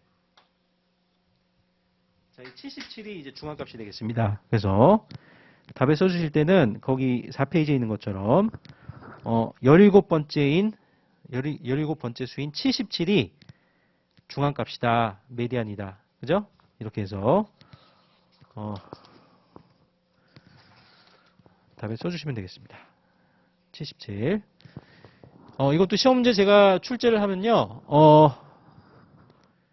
많이 이제 여러분들이 많이 틀리시는 쪽이 이 자료 값들을 정리하면서 많이 틀리시고, 그러니까 이거 자체가 틀리다 보니까 이제 뭐 17번째인데 막 76, 78 이렇게 쓰는 거예요. 예, 그럼 이제 틀리시는 겁니다. 그리고 이 I를 계산하는 과정에서 또 틀리시는 분들이 있어요. 16.5 다음에 17번째. 그래서 이렇게 제가 시험지를 실제 출제를 해보면 수험생분들이 주로 틀리시는 포인트가 이 자료값들을 정리하는 데서 틀리시거나 또는 이 I를 계산하시는 과정, 그죠? 또는 이거 다 해놓으신 다음에 17번째를 뭐 이렇게 잘못 계산하셔가지고 뭐 하나 둘 이렇게 하시거나 해서 틀리실 수가 있으니까 꼭 검사를 한번 해보시기 바랍니다. 그게 77이고요. 그 상자 그림에는 중앙 빈칸에 넣어주시면 됩니다.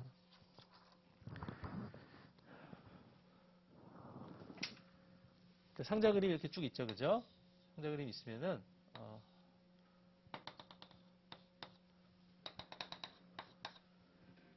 이게 이제 상자 그림이 작성이 될 때, 그죠? 여기 이제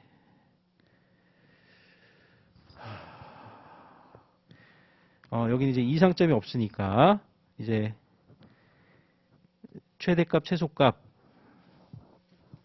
이게 이제 최소값, 최대값, 그죠?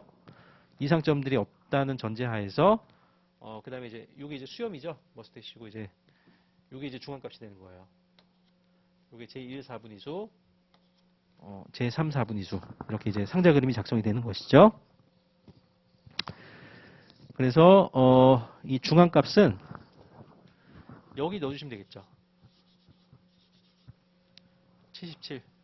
여기다 이제 77 넣어주면 돼요.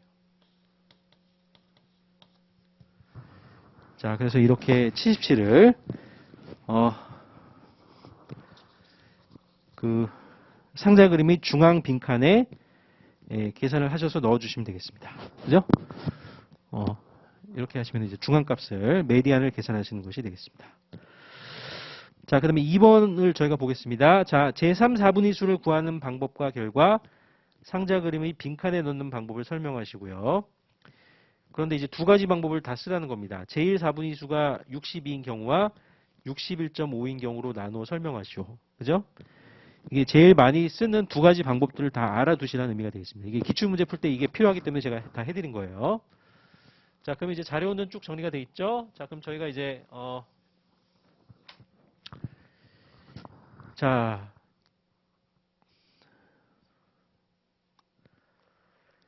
제1, 4분위수가 62인 경우에는 어떻게 구하시는 거냐면요. 이게 방법이 이제 두 개를 다 알아두시라는 겁니다.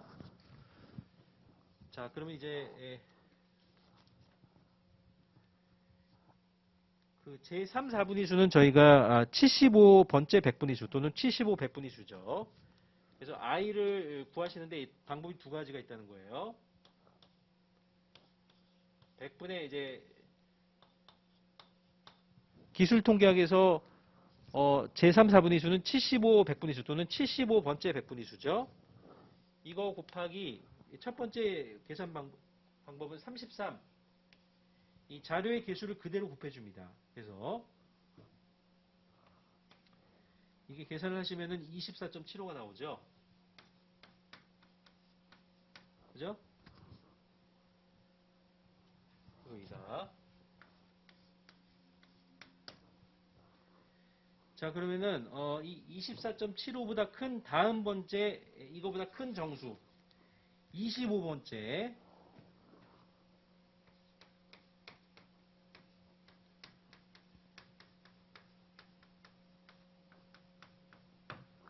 자, 25번째 수가 제3, 4분위수 또는 75 백분위수 또는 75번째 백분위수가 됩니다.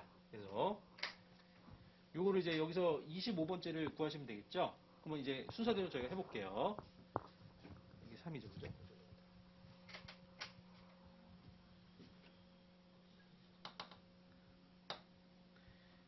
자, 그럼 순서대로 저희가 17번째 수를 제가 구해보겠습니다. 죄송합니다. 17번째가 아니고 25번째. 죄송합니다. 25번째. 그럼 제가 볼게요. 하나, 둘, 셋, 넷, 다섯, 여섯, 일곱, 여덟, 아홉, 열, 열하나, 열둘, 열세, 열네, 열다, 열여, 열일곱, 열여덟, 열아홉, 스물, 스물하나, 스물둘, 스물셋, 스물넷, 스물다섯. 그죠? 그래서 이제 90이죠, 90.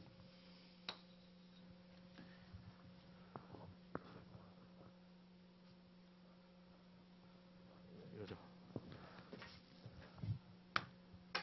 90. 자, 이 90이라는 수치를 저희가 제3, 4분위수로 이 첫 번째 방법을 구하시게 되면은 보시면 되겠고요. 상자 그림에 여기 있죠? 여기다가 이제 넣으시면 되겠죠? 여기다 90 상자 그림의 오른쪽 빈칸 이게 제1, 4분위수는 지금 이게 뭐라고 나와 있습니까? 62인 경우죠, 그죠? 나와 있으니까. 근데 여기 디폴트 값으로는 62로 되어 있는데 그죠? 90. 자, 이런 패턴으로 이제 작성을 해주시면 된다는 것입니다. 자, 그 다음에 이제 두 번째 방법을, 이 두 가지를 다 익혀두셔야 됩니다. 그죠? 이 오늘 배우시는 것은 기술 통계에서 제일 중요한 4분위 수들하고 100분위 수들하고 그다음에 중앙값들하고 그죠? 중앙값하고요. 이렇게 4분위 수들하고 100분위 수들을 구하는 방법을 저희가 배우시고 있습니다. 이렇게 해서 그 첫 번째 방법을 쓰시면 이 방법이고요. 그러니까 i를 구할 때 100분의 75 곱하기 그대로 자료 계수를 해주신 상태에서 이렇게 계산된 수치에 이거보다 큰 다음 번째 정수, 그죠? 25번째를 제3, 4분위 수로 이렇게 또는 75번째 100분위 수로 구하시는 첫 번째 방법이 있었고요. 자, 두 번째 방법은 어떻게 하시냐? 이거 다 구글에서 제가 배운 거예요. 이건 이제 제가 행정대학원이나 이런 데서 배운 건 아니고 제가 이제 강의하면서 배운 겁니다. 다 미국 자료입니다. 제가 강의해 드리는 거는 다 미국 자료를 배워서 제가 해드리는 거예요. 자, 두 번째 방법은 어떻게 하느냐? i를 계산하는데요. 100분의 75로 계산합니다. 자, 구하는데 n 플러스 2를 해줘요. 그러니까 지금 33이죠? 그러면 하나를 더 해줍니다. 그럼 34가 됩니다. 그죠? 자, 그러면 이제 어떻게 되느냐? 100분의 75 곱하기 100분의 75 곱하기 34 하시면은 25.5가 나와요.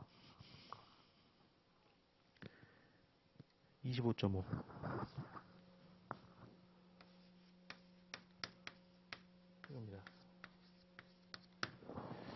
자, 이 방법의 특징은 뭐냐면은 25.5죠. 그죠? i라는 수치가 25.5가 나오면 어떻게 계산하시면 되냐면 25번째 수하고 26번째 수를 가중평균을 해주시면 돼요. 가중평균을 해주시면 되는데 지금 가중평균 수치가 0.5입니다. 그래서 25번째에다가 2분의 1, 26번째에다가 2분의 1씩 해서 더해 주시면 됩니다.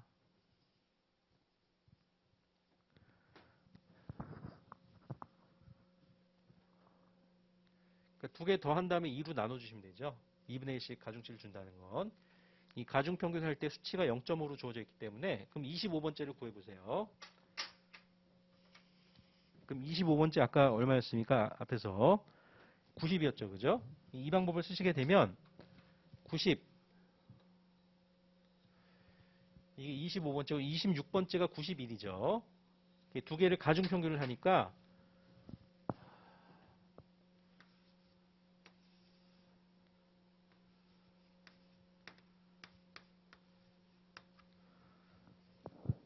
이 두 개를 가중평균 하시면은 90.5.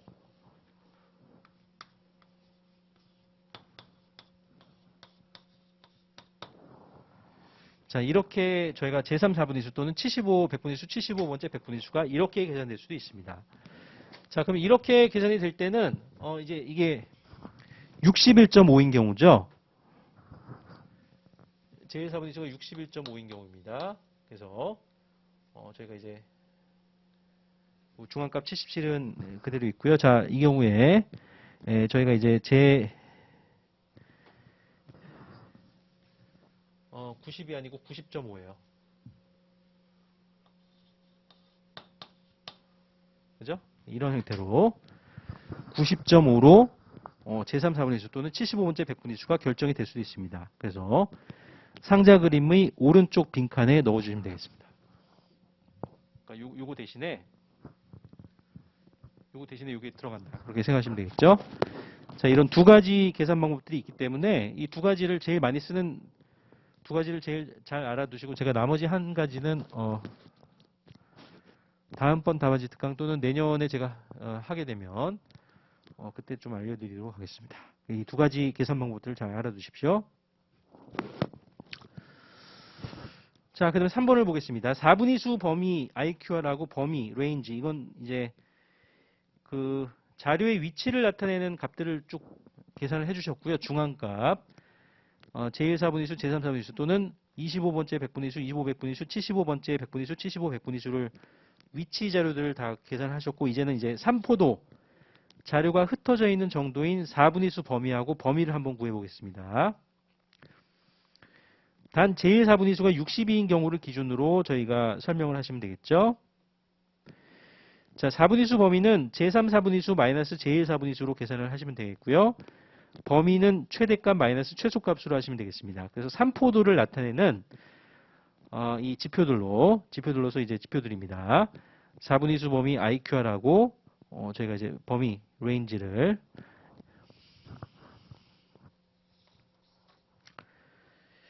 그래서 이제 IQR은 인터쿼타일 레인지, 범위는 그냥 레인지죠. 4분의 수들 간의 어떤 범위, 그래서 인터쿼타일 레인지, 그걸 줄여서 이제 IQR이라고 하고요. 범위는 레인지라고 합니다. 자, 그러면은 62인 경우를 기준으로 하라고 했으니까 요거 얘기하는 거죠. 그래서 이제 인터쿼타일 레인지 IQR을 구하실 때는 제3 4분의 수, 그죠? 그 범위는 최대값 마이너스 최소값 하시면 되겠죠. 그래서 90 마이너스 62를 하시면은 28. 여기 이제 IQR이 되는 것이죠. 인터쿼타일 레인지는 이제 저희가 28이 되는 것이고, 저희가 레인지 범위는 최대값 마이너스 최소값이니까 99 마이너스 51. 여기서 이걸 빼주시면 48로 계산을 하시면 되겠습니다. 그래서 이해가 되시겠죠? 자, 상자 그림은 굉장히 중요하고요. 기출문제에도 출제가 한번 됐었습니다. 근데 여러분들이 실무를 하시면서 많은 이제 논문 자료들 이런 거 보실 때, 특히 자연과학 논문들이나 공학 논문들 또는 정책 논문들을 보실 때 이게 첨부 자료로 들어갈 수가 있기 때문에 실무에서 많이 쓰인다는 것입니다. 그래서 이거는 꼭 이렇게 그 시험 문제로 출제가 될 수 있어요. 그죠? 시험의 이제 신뢰성하고 타당성, 특히 시험의 타당성을 생각을 했을 때 이 상자 그림들이 많이 쓰이기 때문에 이렇게 잘 준비를 해두시기 바랍니다. 특히 그 4분의 수 범위 이런 거, 4분의 수 범위도 마찬가지입니다. 4분의 수 이거 제가 채점을 해보면, 그러니까 이거 계산 자체가 틀려버리면 뒤에 것까지 다 틀리게 됩니다. 그래서 꼭 검사를 잘 해주시고요. 그리고 4분의 수들이나 이제 100분의 수들을 구하는 방법에는 정말 많이 여러 가지가 있는데 실제 수험가에서 많이 쓰는 3가지가 있다. 그리고 여기서는 그 중에서도 많이 쓰이는 2가지를 알려드렸고, 나머지 1가지는 제가 다음 시간에 다음 답안지 특강을 할 때 알려드리도록 하겠습니다. 자, 그 다음에 저희가 이제 제 3문을 저희가 보겠습니다. 자, 제 3문은 저희가 이제 조건부 확률, 그죠?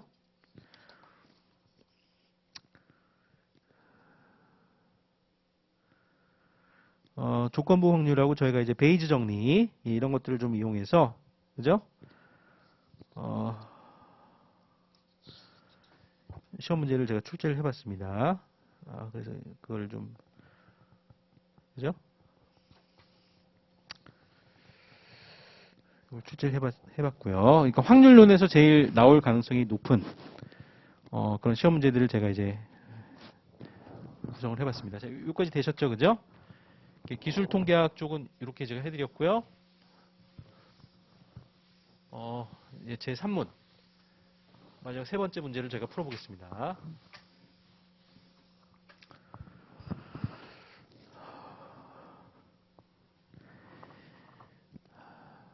여기 이제 조직 명칭들도 약간은 윤석열 정부 또는 윤석열 행정부에서 조직 개편이 되면서 약간 바뀌었을 수도 있습니다.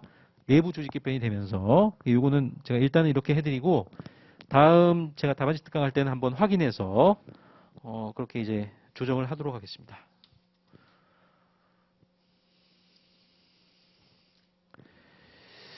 자, 제3문입니다. 자, 기획재정부 경제정책부의 경제분석과 정사무관님하고요. 산업통상자원부 산업정책실의 산업정책과 이사무관님이요. 국내 전자산업 동향과 자동차 산업 동향을 분석하다가 엑셀전자라는 회사의 올레드 TV의 신모델 및 에듀케이션 자동차 에듀케이션 자동차라는 회사의 하이브리드 자동차의 신모델 시판 소식을 접하게 되었다. 그죠? 그래서 이제 상기 엑셀전자의 과거 시판 올레드 TV의 50%는 성공적이었고 50%는 실패적이었으며 에듀케이션 자동차의 과거 시판 하이브리드 자동차의 50%는 성공적이었고 50%는 실패적이었다고 합니다. 이게 이제 이 확률값들이 주어져 있는 것이죠. 그래서 이제 엑셀전자와 에듀케이션 자동차는 각각 올레드 TV 신모델 시판과 하이브리드 자동차 신모델 시판 전 시장 조사들을 통해서 호의적인지 또는 비호의적인지 여부의 결과들을 담은 보고서들을 내놓는다고 합니다. 그죠?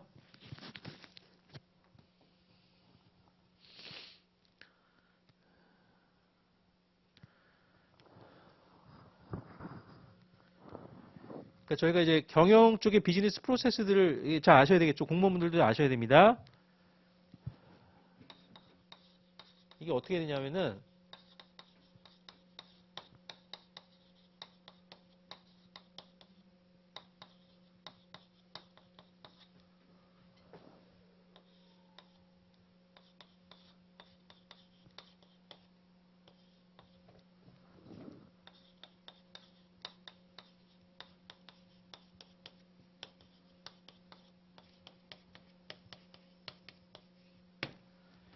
보통 이제 민간 쪽에서 제품을 시장에 출시할 때 시장 조사, 먼저 이제 소비자들을 대상으로 시장 조사 활동 보고서를 먼저 작성을 하고, 그 이후 이제 시판을 합니다. 시판이 이제 시범 판매 이런 것이죠. 정식 판매가 있기 전에 시판을 먼저 한 다음에 나중에 이제 여기서 또 한번 오류가 좀 조정이 되고 해서 정식 판매가 진행이 되는 것입니다. 그죠?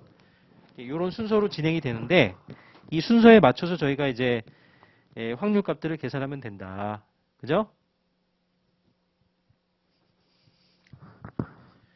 그래서 소비자들이 시판되기 전에 이 제품에 대해서 또는 상품 서비스에 대해서 어떻게 생각하시는지, 호의적인지 비호의적인지 먼저 활동 보고서가 먼저 작성이 되고, 그 내용을 약간 반영을 해서 제품을 상품이나 서비스를 수정해서 시판이 되고, 시판이 된 이후 여기서 또 한번 보정이 돼서 정식 판매가 진행이 된다. 근데 주로 여기서 지금 이제 저희가 이제 확률들을 계산하려는 거는 이 두 가지 활동을 기준으로 해서 확률을 계산하는 것이다. 이렇게 보시면 되겠습니다. 자, 그래서 이제 1번 저희가 보겠습니다. 엑셀전자의 올레드 TV 과거 성공적인 경우에 85%는 호의적 보고서였고 실패적인 경우에 30%는 호의적 보고서였다. 이게 확률값들이 다 주어져 있는 거예요. 그런데 최근 엑셀전자는 올레드 TV 새로운 모델에 대한 호의적인 보고서를 발표하였다. 정사무관과 이사무관은 엑셀전자 올레드 TV 신모델의 시판 성공 확률을 얼마로 계산해야 하는가? 이게 6점이고요. 2번은 에듀케이션 자동차의 하이브리드 자동차와 관련된 시험 문제가 출제가 되어 있습니다. 논리는 같고 80%가 호의적인 보고서였고 성공적인 경우에 그죠? 실패적인 경우에 35%는 호의적 보고서였다고 합니다. 이 확률 값들을 이용해서 정사무관님하고 이사무관님은 호의적인 보고서가 발표가 됐는데 에듀케이션 자동차 하이브리드 자동차 신모델의 시판 성공 확률을 얼마로 계산해야 하는가? 그죠? 자, 그러면 이제 저희가 이런 시험 문제를 이건 이제 이해가 다 되셨죠? 실제 이런 메커니즘에 의해서 이제 경영 활동들이 이루어지는데 여기서 이제 시험 문제에서 여러 확률 값들이 다 주어진 것입니다. 그럼 이제 제3문의 첫 번째 문제를 먼저 풀어볼게요.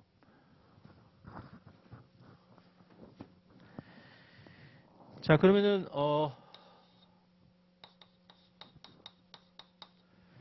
저희가 먼저 주어진 확률 값들이 주어져 있으니까 이걸 잘 정리를 먼저 하셔야 되겠죠. 그죠? 그래서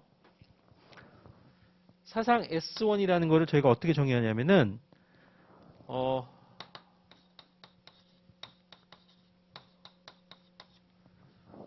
성공적 올레드 TV. 그죠? 자, 그리고 사상 S2는 실패적 올레드 TV. 그죠?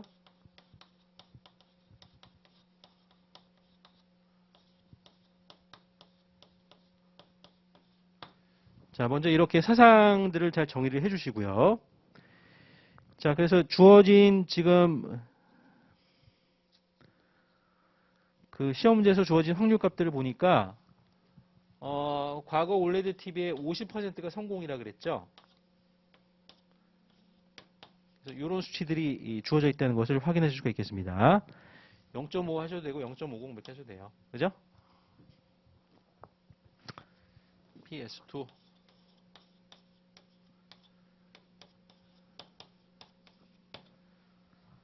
자, 그래서 그 시험 문제에서 과거 그 시판 올레드 TV의 50%는 성공적이었고 50%는 실패라고 했습니다. 자, 그래서 이런 확률 값들이 먼저 이제 주어져 있는 것입니다. 자, 그 다음에 사상 F라는 거를 저희가 정의를 해볼게요.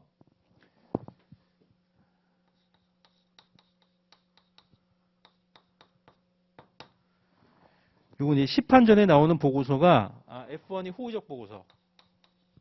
그죠? 소비자들이 이제 그 제품이나 상품 서비스를 보고 이 경우에는 제품이 되겠죠. 올레드 TV를 보고 좋다. 이런 사상이고요. 이게 F2는 비호의적 보고서죠. 그죠? 그래서 시판 전에 보고서를 시장 조사를 해봤더니 비호의적이더라. 이런 사상을 F2라고 저희가 해보겠습니다. 자, 이렇게 정의를 해주시면 일단은 각각의 S1, S2는 이렇게 계산이 될 수 있고요. 그 다음에 이제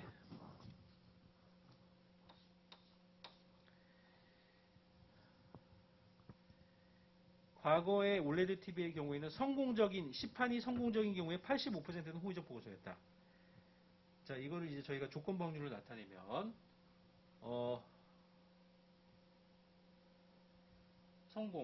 성공이 S1이죠. S1일 때 그 조건 하에서 저희가 이제 그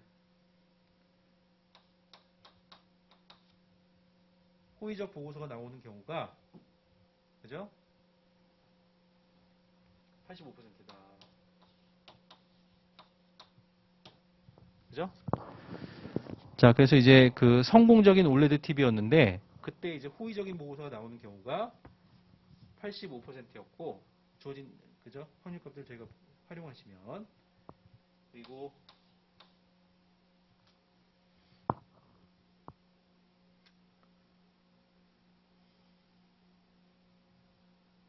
호의적 보고서인데 그 실패하는 경우 이 경우에 호의적 보고서는 저희가 이제 그 0.30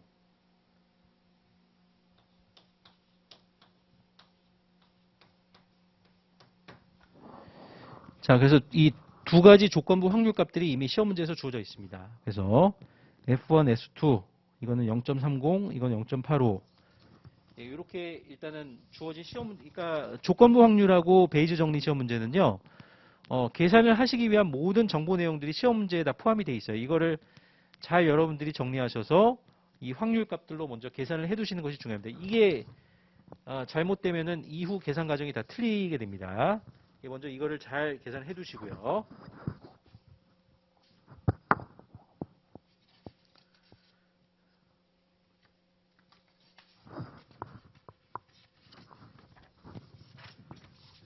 자, 그럼 저희가 이제 구하셔야 되는 거는 뭐냐면은 이제 그죠? 구하셔야 되는 거는 이제 이 정보를 이용해서 제가 이제 구하셔야 되는 거는 이게 되겠습니다. 즉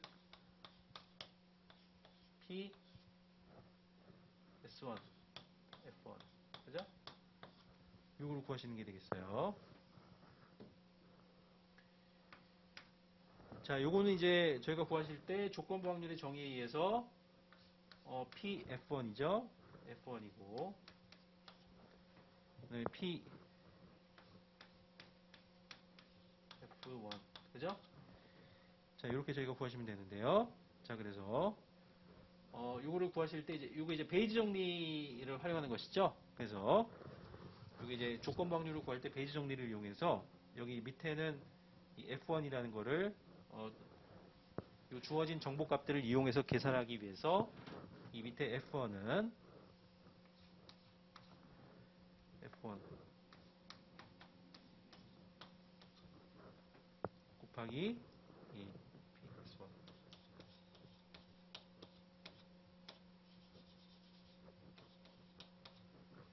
해주시고 플러스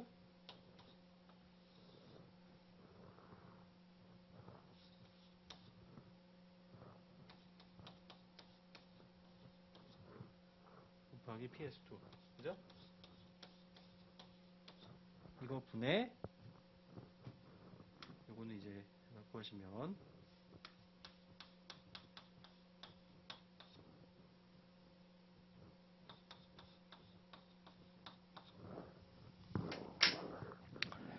그러니까 저희가 베이지 정리 구하실 때는 항상 이 분모 쪽에 있는 것 중에 하나가 분자로 올라가게 됩니다. 그래서 이게 올라간 것이죠. 그래서 이걸 이제 구하실 때는 이 베이지 정리하고 이 조건부 확률 시험 문제가 나오게 되면 일단은 주어진 시험 문제상에 있는 확률 값들을 이런 형태로 잘 정리를 해두시고 이걸 이용해서 이 확률 값들을 계산하는 형태로 그죠? 이용하시고 특히 그 베이지 정리와 관련해서는 이 분모 쪽에 있는 계산값 중에 하나가 분모로 올라간다. 분자로 올라간다. 이 경우에는 이게 이제 요게 공통된 것이죠. 그죠? 자, 이렇게 하면은 이제 계산을 위한 준비가 다 끝났고요. 자, 그래서 이거를 이제 주어진 시험 문제상에서 저희가 미리 정리해둔 값들을 저기 순서대로 다 집어넣으시면 되겠습니다. 그래서 계산을 해주시면 이거 다 있죠, 그죠? 이렇게 정리한 값들을 그대로 넣으셔서 계산하시면 됩니다. 자, 이거 계산하시면은 약 0.7391, 약 73.91%가 나오고요. 자, 이렇게 계산할 수 있었던 근거는 왜냐하면 S1, S2, F1, F2는 배반인 사상들이면서 표본 공간 S의 분할이기 때문입니다. 자, 그래서 이렇게 그 계산을 해주실 수가 있었어요. 그래서 정사무관님하고 이사무관님은 엑셀전자 올레드 TV 신모델의 시판 성공 확률을 약 73.91%로 계산하시면 됩니다. 그죠?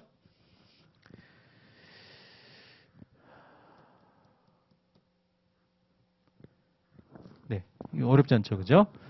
이게 이제 확률론의 그 조건부 확률하고 베이지 정리를 응용해서 제가 시험 문제를 냈어요. 그래서 이런 패턴으로 여러분들이 이제 시험 문제가 출제가 되면은 실제 풀어보시면 되겠습니다. 그 두 번째 문제는 에듀케이션 자동차는 똑같습니다.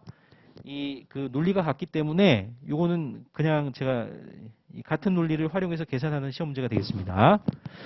자, 그래서 그 경우에는 제가 답을 보면서 그대로 해드릴게요. 6페이지에 사상 U1이 성공적인 하이브리드 자동차였고요. 사상 U2가 실패적 하이브리드 자동차입니다. 그리고 사상 T1이 호의적 보고서, 사상 T2가 비호의적 보고서입니다. 주어진 자료값들을 이용해서 주어진 자료를 분석해보면 PU1은 0.50, PU2는 0.50. 그죠?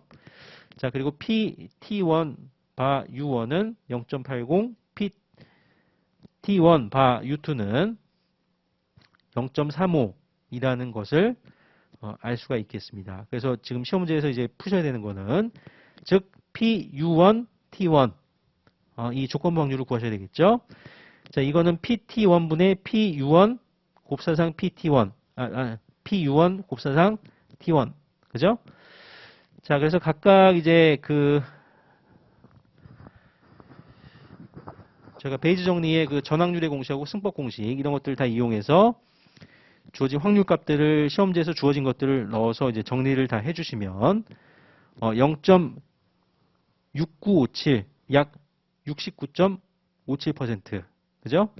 왜냐하면은 U1, U2와 T1, T2는 배반인 사상들이면서 표본 공간 S의 분할이기 때문입니다. 그래서 정사무관님하고 이사무관님은 에듀케이션 자동차 하이브리드 자동차 신모델의 시판 성공 확률을 약 69.57%로 계산하시면 되겠습니다. 그래서 예.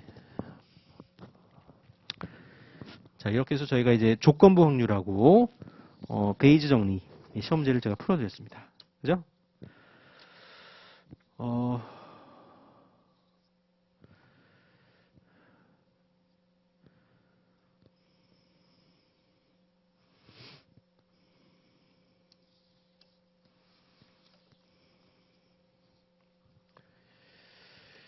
자, 그래서 이번 시간에는 저희가 이제 그 기술 통계학하고 확률론하고 확률 분포론 쪽에서 많이 출제가 되는 시험 문제를 저희가 3개를 풀어보셨고요. 그래서 결합 확률 분포표, 주변 확률 분포표, 그다음에 조건부 기대값, 조건부 분산 하면서 전부 기대값 분산도 한 번씩 다 계산해 보셨고요. 그 다음에 이제 공분상과 상한계수 이런 계산도 다 해보셨습니다. 그 다음에 상자 그림 작성법, 그 다음에 백분위수들하고 4분위수들하고 중앙값, 그 다음에 4분위수 범위하고 범위. 자, 그 다음에 저희가 이제 확률론 쪽에 베이즈 정리, 조건부 확률하고 베이즈 정리 이런 시험 문제들 다 풀어보셨어요. 자, 그래서 이제 3가지 주요 문제들을 풀어보셨고요. 요거는 한번 읽어보시기 바랍니다. 통계학의 중요성을 제가 설명을 해드렸는데요. 요거는 꼭 한번 읽어보시고요.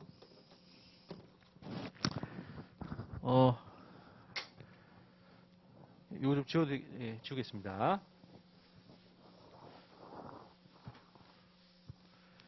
그래서 이제 통계학 같은 경우에도 여러분들이 그 답안지 첨삭을 요청을 하시면은 제 그 강의 계획서에 있는 그 이메일 주소로 보내주시면 제가 이제 첨삭을 워드로 해서 그렇게 이제 그 보내주신 이메일 주소로 송부를 해드리도록 하겠습니다. 그래서 자, 먼저 이제 이번 시간 진도 관련 내용을 좀 다뤄드리면서 스케마 통계학 기준으로 제가 진행하겠습니다. 자, 그래서 오늘 연습해 보셨던 그 아우 죄송합니다.